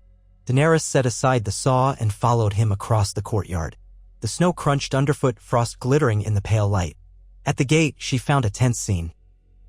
Goran and two archers flanking a man who knelt in the snow, arms raised as though to surrender. He wore a weather-beaten cloak and had a wild tangle of black hair and a thick beard. A crossbow lay in the snow nearby. Goran looked up as Daenerys approached. This one was sneaking around the perimeter. My watchers caught him with that crossbow. He claims he's alone. Daenerys studied the man. He seemed in his 30s, face lined with the hardships of winter. He glanced at her with guarded eyes, his breath ragged. I'm no thief, he muttered. I was hunting, saw your settlement. Curiosity got the best of me. Goran snorted. We'll see about that. Who are you? The man's gaze flickered. Call me Trist. It's my name. He pressed his hands together as if in supplication. I lost my place when the Iron Men took my village. I wandered east, ended up here. Didn't know folks were living behind these walls. Daenerys knelt in front of him, ignoring the cold that seeped through her breeches. Are you truly alone, Trist? He lowered his gaze. Alone as a man can be in these lands. My wife died last month. My neighbors scattered. I've been living off the occasional squirrel or grouse. Not very well, he added bitterly. Aveta hovered nearby, eyes narrowed. He had a crossbow pointed at the walls, Daenerys. Could have been sizing us up for a raid. Trist let out a humorless laugh. A raid with one crossbow? That'd be madness. Daenerys watched him carefully, trying to gauge the truth in his words. She remembered how she herself had stood at the gates of the Dreadfort, bound and helpless. War had turned everyone into suspect figures. We've seen trickery before, she said, voice calm. But maybe you speak true. Will you submit to a search and stay under guard until we trust you more? He nodded, defeat in his eyes. I'll do whatever you want, so long as I can share your fire. The cold's going to kill me otherwise. Goran exchanged looks with Daenerys. Finally, she rose, stepping back. All right, search him, keep him under watch for a few days. Let him in. She paused. But if you're lying, Trist. I'm not, he said, swallowing. Gods, I'm not lying. With that, the archers frisked him, confiscating a belt knife and some bolts. Then they beckoned him inside. The tension in the yard eased, though Daenerys could sense Goran's wariness. The little settlement had grown from a few families to over 50 souls now. Once Daenerys's band, Lisa and her child, and now Trist were counted. And with each new addition, the strain on resources increased. They had discovered several caches of dried fish on hunts, but it was not enough to fill so many bellies through the heart of winter. Yet none of them could turn away starving strangers. The question was how long their luck would hold. Over the next week, Daenerys tried to organize more systematic foraging. Aveta led a small group to check traplines each dawn, hoping to catch rabbits or foxes. Torrhen took volunteers to scout for any unclaimed farmsteads. A few times, they returned with half-rotten potatoes or old onions half-frozen in the ground. Every morsel was precious. As for Daenerys, she helped Goran plan the watch rotations, taught some of the new arrivals how to patch holes in the palisade using whatever materials they could scavenge. Each day blurred into the next, a rhythm of scraping by. Still, no Bolton patrol appeared and the Ironborn seemed content to hold the coast, leaving the interior alone. For the moment, the settlement endured. One evening, a light snow fell, dusting the courtyard in pale powder. Daenerys stood near the main hall's entrance, her breath pluming in the lamplight. Ser Clayton approached, wiping soot from his brow. He had been reinforcing a corner of the hall's roof with fresh shingles. We can't keep going like this forever, he said quietly. Our stores are nearly gone. Daenerys glanced around, ensuring no one else was in earshot. I know, she admitted. We have to decide soon whether we stay or go. If a large force comes, we can't defend these walls, not with so few weapons. He nodded. There's talk among Goran's folk that you might lead us on. Some say we should head for Bear Island, take our chances with Lady Mormont. Others whisper about going south, maybe seeking out the Tully remnants, if any still live. His expression was somber. What do you think? Daenerys rubbed a hand over her face, exhaustion evident. I don't know, Ser Clayton. The sea route is dangerous and the Ironborn prowl those waters. Going south means crossing the main roads patrolled by the Boltons. Neither path is promising. Clayton's eyes held sympathy. You're a leader, my lady. If you choose a path, many will follow. She swallowed the knot in her throat. I never asked for their loyalty. I only wanted to keep them safe. Sometimes leadership is thrust upon people who never asked for it. He put a reassuring hand on her shoulder. Think on it. The winter grows harsher by the day. She watched him walk away, feeling the pressing burden of expectation. She had lived so long in the shadow of the Starks, following Ned's example, looking to Robb as her king. Now she stood where they once stood, forced to make decisions that could mean life or death for those who looked to her. That night, she slept fitfully, waking from nightmares of the Red Wedding with her heart pounding. Each time, she recalled that she had survived for a reason, and that reason might just be to help these people find a path through the darkness. At dawn, she convened a small council of sorts in the main hall. Torrin, Evetta, Ser Clayton, Goran, and a few others whose opinions she trusted gathered around the hearth, trying to keep their voices low enough not to rouse alarm among the rest. Daenerys laid out the stark truth: their provisions were dwindling and the risk of detection grew daily. They needed a plan, whether it was to remain and fortify the stead or attempt a journey to a safer haven. She invited everyone's thoughts. Goran folded his arms. "I've put so much work into this place. It pains me to abandon it. But if the rest of you leave, my people will be too few to defend the walls if trouble comes." Torrin said, "Staying means facing the strong possibility that a Bolton patrol eventually stumbles upon us. They could decide to press everyone here into service or worse. And we don't have near enough food to last until the spring thaw." Evetta tugged her cloak tighter. "We might try Bear Island, but the crossing is treacherous. We'd need boats, or at least a ship that won't get picked off by Ironborn reavers. Can we build vessels?" "Doubtful." Ser Clayton glanced at Daenerys. "What about White Harbor?" It said Lord Manderley remains slyly loyal to the memory of the Starks. But the city is heavily watched and the roads leading there are thick with patrols. Goran blew out a sigh, stirring the steam of his breath. "That's if you can trust Manderley to openly defy the Boltons. Maybe he's playing the long game, waiting for a chance. But maybe he's made his peace with Roose Bolton in order to protect his own city." A hush followed, each man and woman lost in thought. Daenerys rubbed the back of her neck, the tension knotting her muscles. None of the options were good. Yet doing nothing seemed an even greater risk. Finally, she spoke, her voice steady despite the swirl of anxiety in her chest. "I propose we give ourselves 2 weeks. In that time, we gather as many supplies as we can: fish, game, anything. We reinforce the walls if possible. Then we make a choice. If we see no patrols and manage to stabilize, perhaps we stay until the worst of winter passes. If a threat appears or our supplies fall too low, we'll move out. Maybe we head west toward the hills around the rills where the Dustons might still hold influence. Or we push south in small groups, avoiding main roads to White Harbor." Torrin frowned. "Breaking up the group might be safer for stealth, but it also weakens us if we run into outlaws or Bolton men." "I know," Daenerys admitted quietly. "No plan is without danger. But we should at least prepare for both contingencies. Work on storing enough food to be mobile if it comes to that." Slow nods around the circle. Goran pressed his lips together. "We'll try your plan. 2 weeks, then we decide." No one seemed entirely satisfied, but there was a sense of direction at least. Daenerys called the meeting to a close, conscious of how heavily each moment weighed on them all. As the others dispersed to tasks, assigning hunting parties, instructing watchers, she stood by the hearth, mind racing with what-ifs. If only she could call upon some great power to shield these people, if only she had the strength of the old Targaryen dragons or the authority of the Iron Throne. But she was only Daenerys, a ward of Ned Stark, a lone save for the loyalty of battered souls. She whispered a silent promise to those she had lost that she would not let their sacrifices be in vain. And so they set themselves to the tasks of survival. The next 2 weeks passed in a flurry of activity. Men and women scouting the woods for game, gathering driftwood from a half-frozen stream, patching holes in the palisade with logs. Daenerys joined in every chore. She learned to set simple snares for rabbits, though her success was modest. She hammered nails into boards to strengthen a guard tower. She even tried fishing through a crack in the icy pond, though the fish seemed elusive. Whenever a small success came, a brace of hares, a net full of minnows, cheers would ripple through the stead, a reminder that hope still flickered. Lisa and her son Edric recovered slowly, the child regaining some color in his cheeks.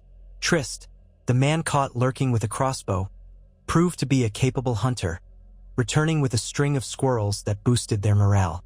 The small settlement began to coalesce into a fragile community.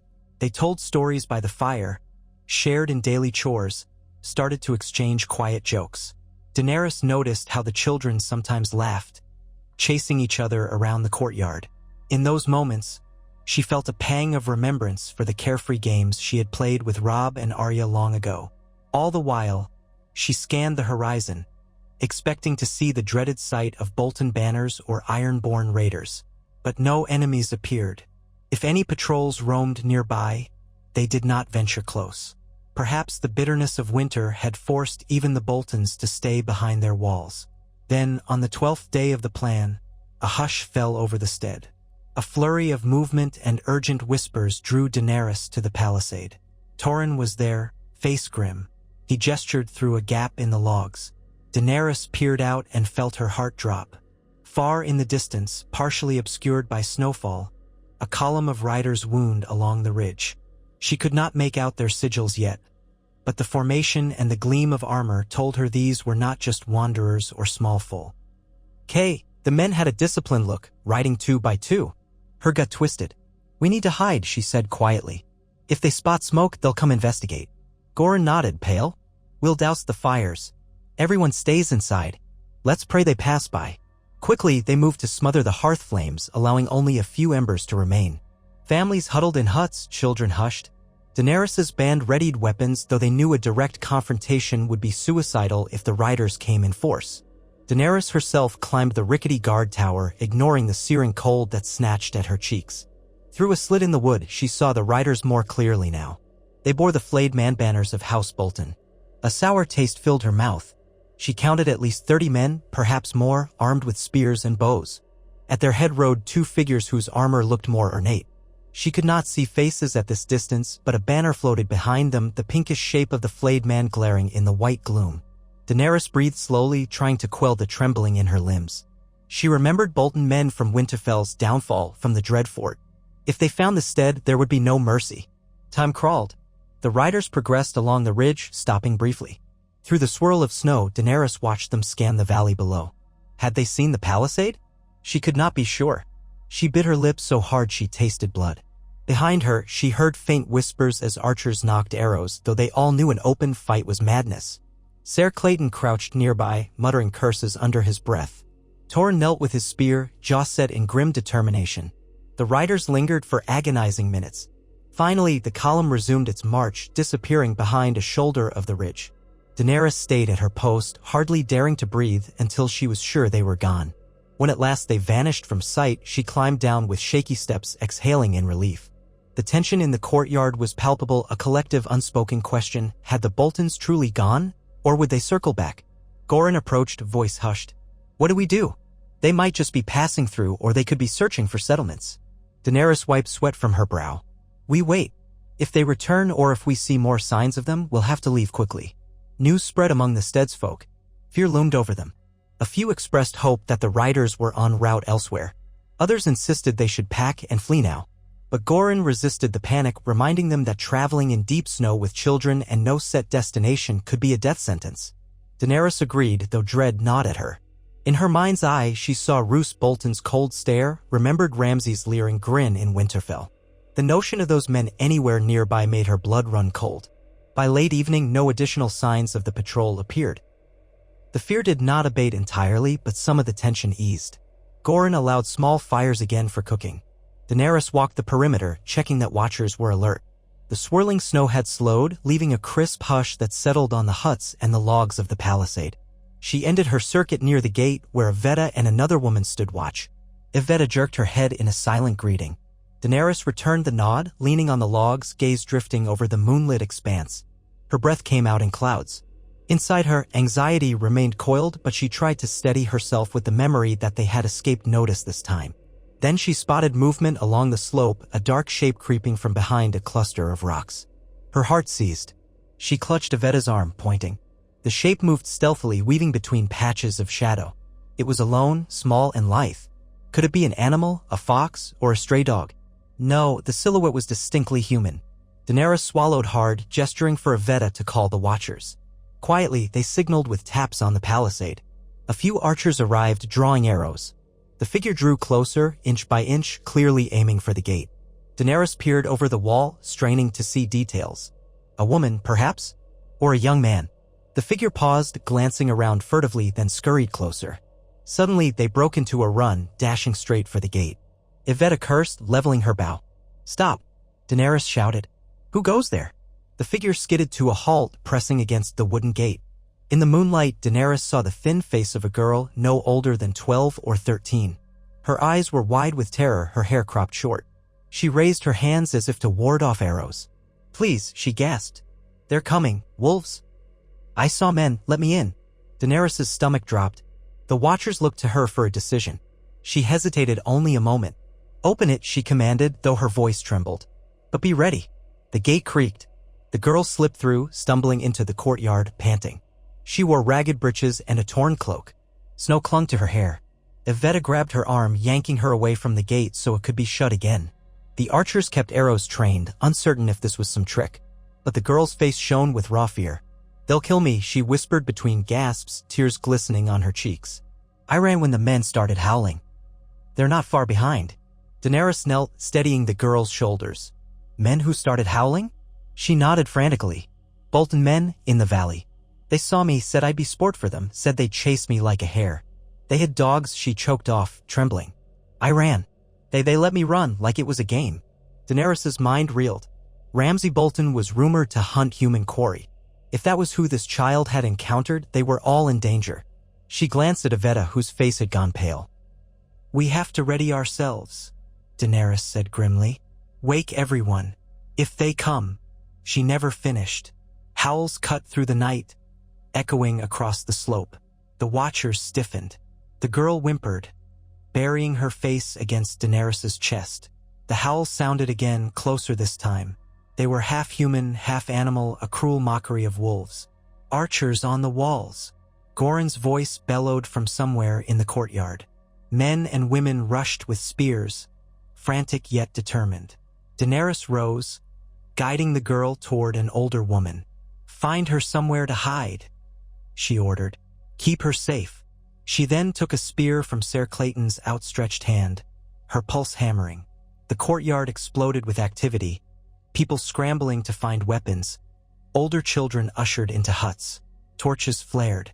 Daenerys cursed the bright light that might draw eyes in the darkness. But they had little choice. They needed to see. She ran up the ladder to the guard tower, heart pounding in her ears. Torrhen followed. From the top, they scanned the snowy slope. Shapes moved among the rocks, dark, quick shapes. Dogs, maybe half a dozen, bounding forward with savage purpose. Behind them, men on foot, howling in delight. The moonlight glinted on steel. Daenerys' breath caught. Even at a distance, she recognized the flayed man's sigils on their surcoats. She tightened her grip on the spear. "They're not on horseback," she muttered to Torrhen, voice shaking with adrenaline. "We have the advantage of walls." But the knowledge that these were Ramsay's men, or at least men like them, chilled her more than the winter air. The howling continued as the dogs raced toward the palisade. The Watchers let loose arrows. A few hit their mark, dropping one dog with a yelp, slowing another.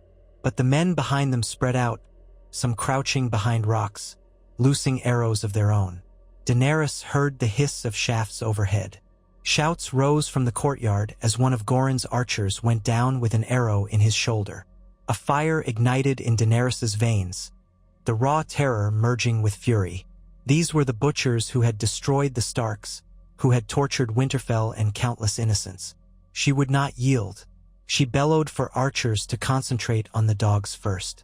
The animals, savage and trained for hunting humans, were the greatest immediate threat at the walls. More arrows flew. One dog, foaming at the mouth, reached the wall and began scrabbling at the logs, trying to squeeze through a gap. Torrhen impaled it with a spear thrust, receiving a spatter of hot blood on the wood. The creature yelped and collapsed. "Form up," Ser Clayton's voice rang out below. "Don't let them breach." Bolton men advanced in short, darting rushes, using the rocks and the patchy snow for cover. Their howls echoed, some jeering. Daenerys could almost taste their sadistic glee. They likely believed themselves unstoppable against a ragtag group. But the defenders' arrows found targets. 2 men dropped. The rest pressed on, laughter turning to angry shouts. Return arrows thudded into the palisade. One sword passed Daenerys, missing her by inches.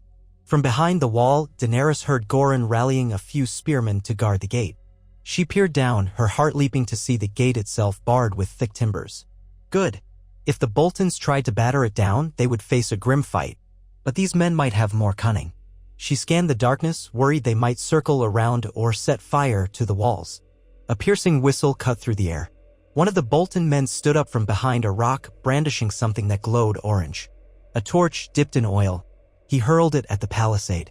It struck with a burst of sparks. The damp logs did not immediately catch, but if they kept trying, the fortifications might burn. Daenerys gritted her teeth. "They'll try to smoke us out," she shouted to Torrhen. "We can't let them get close enough." She scrambled down the ladder, ignoring the pounding of her heart. At the base, she found a Veta and a few archers. "We need a sortie," Daenerys said. "A small group to rush out, drive them back before they set the walls ablaze." Yvetta hesitated, but then she nodded. "I'll go." Ser Clayton joined them, sword at the ready. "Me too. If we wait inside, they'll keep lobbing torches until we're done for." They gathered a handful of the steadiest fighters, 6 in total. Torrhen volunteered, though Daenerys placed a hand on his shoulder. "Stay on the tower," she said firmly. "You're the best with a spear from above. Keep them pinned so we have cover." He looked torn, but at last he nodded, offering a fierce grin. "Kill a few for me." Then he hurried back to his post. Goran opened the gate just enough for the sortie to slip out. Daenerys' heart hammered as she stepped into the cold night, spear in hand, cloak swirling around her. The howls and curses of the Bolton men loomed ahead. She gripped the spear tighter, eyes adjusting to the moonlight.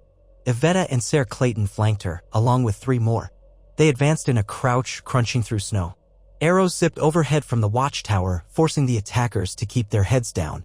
Within moments, the Bolton men realized they were being counterattacked. One hissed a warning, but it came too late. Daenerys' group struck swiftly at the forward line, where 2 men held torches. Yvetta jabbed her spear, piercing the belly of one man before he could swing his axe. Ser Clayton slashed at the torchbearer, sending fire and sparks flying into the snow. Daenerys found herself face to face with a Bolton soldier who snarled, swinging a short sword. She parried with her spear, her arms shaking under the impact. The memories of her first real fight at Winterfell surged up, terror, adrenaline, the iron tang of blood. She thrust back, catching him in the thigh. He screamed, falling to one knee.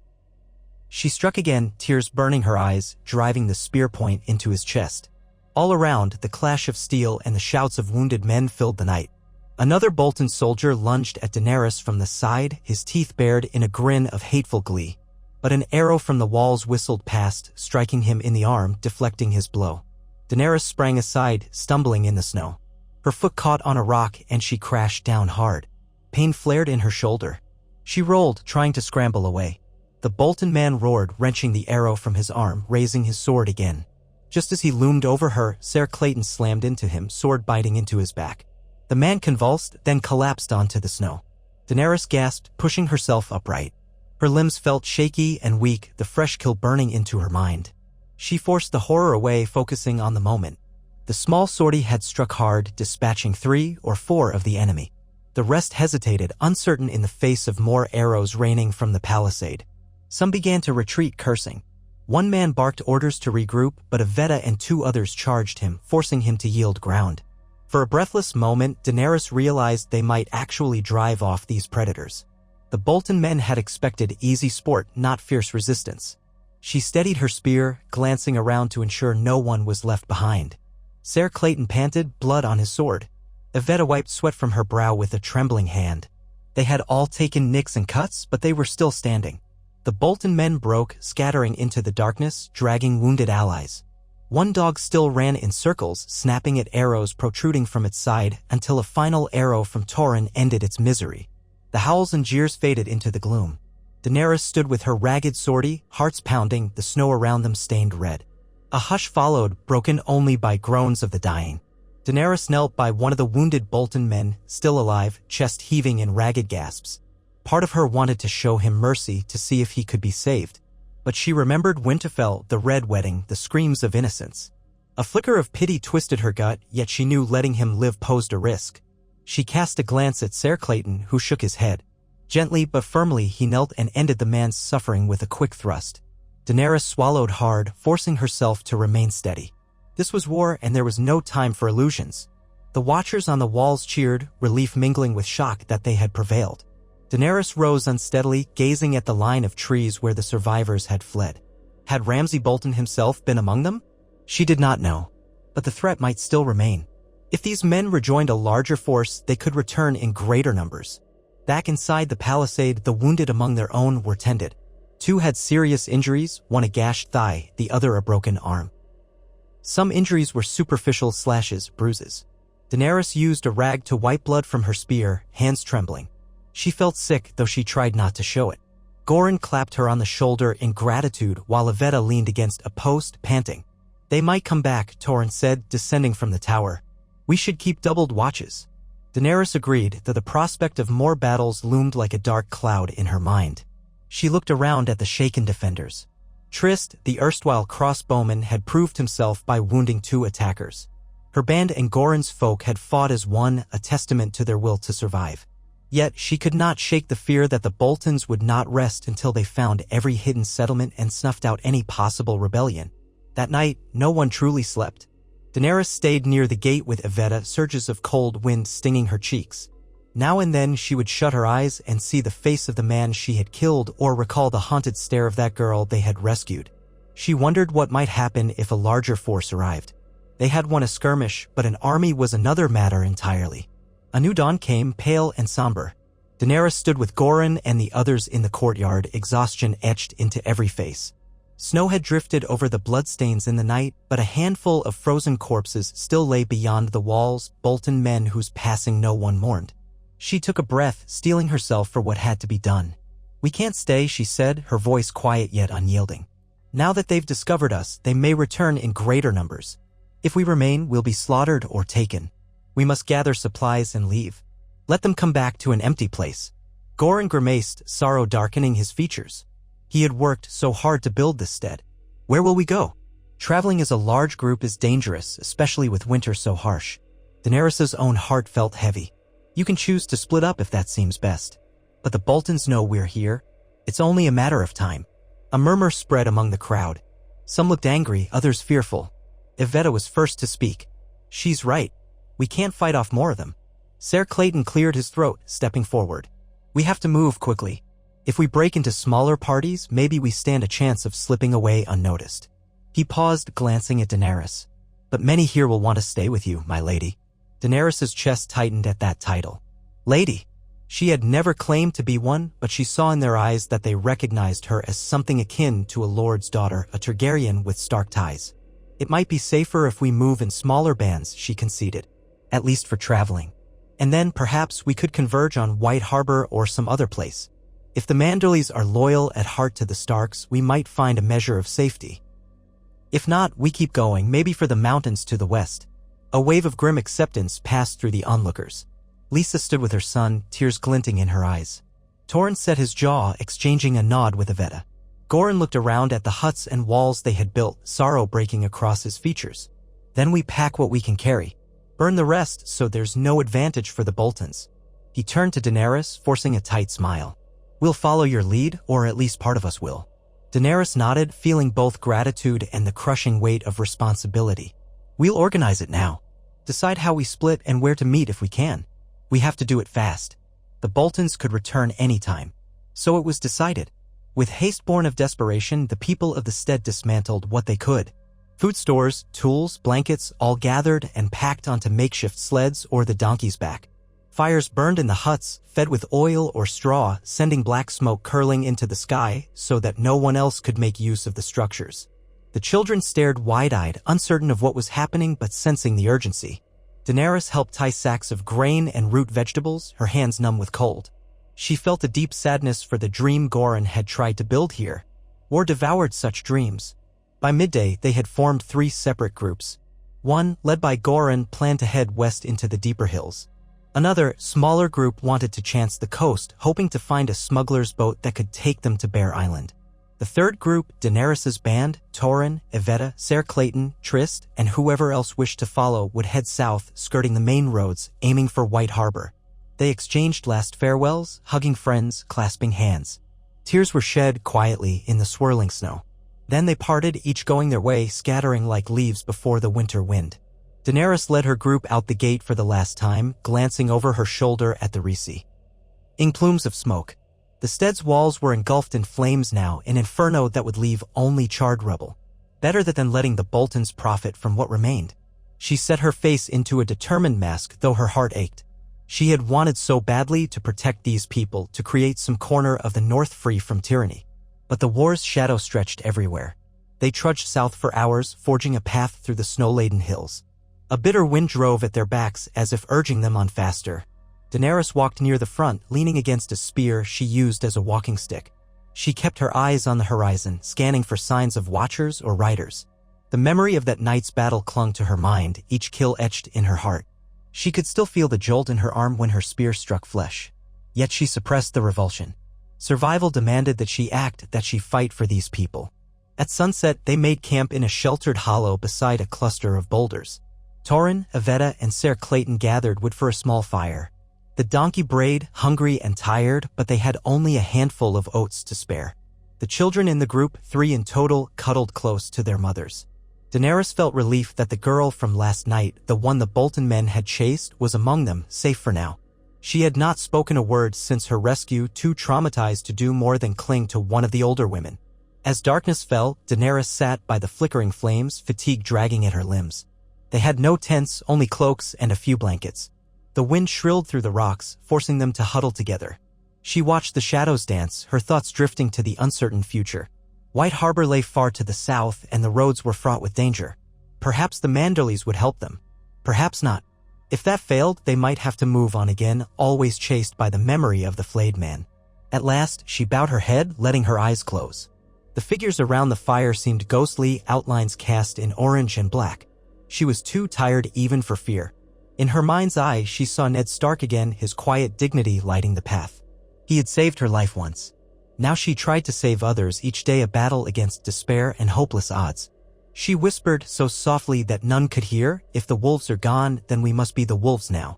No answer came except the wind. But she felt a faint spark of resolve steady her. She was Daenerys, born to House Targaryen, raised by House Stark. The North had tempered her spirit, and she would not let the Boltons or the Lannisters snuff out that flame. Even if it took every ounce of her strength, she would lead these people onward, one frozen step after another, until they found a refuge or forged one anew. Perhaps that was the true legacy of the wolves, to stand against the darkness, no matter how hopeless it seemed. With that silent vow, she opened her eyes to the harsh winter night, determined to keep going. For the sake of every soul who looked to her, and in memory of the family she had lost, she would not falter. She would do as Ned Stark had taught her, protect the innocent, defy the cruel, and never abandon those who had placed their trust in her. Though the land lay in deep winter, and though enemies prowled every shadowed ridge, Daenerys Stormborn of Winterfell would not kneel, would not break, and would not forget the dream of a kinder realm.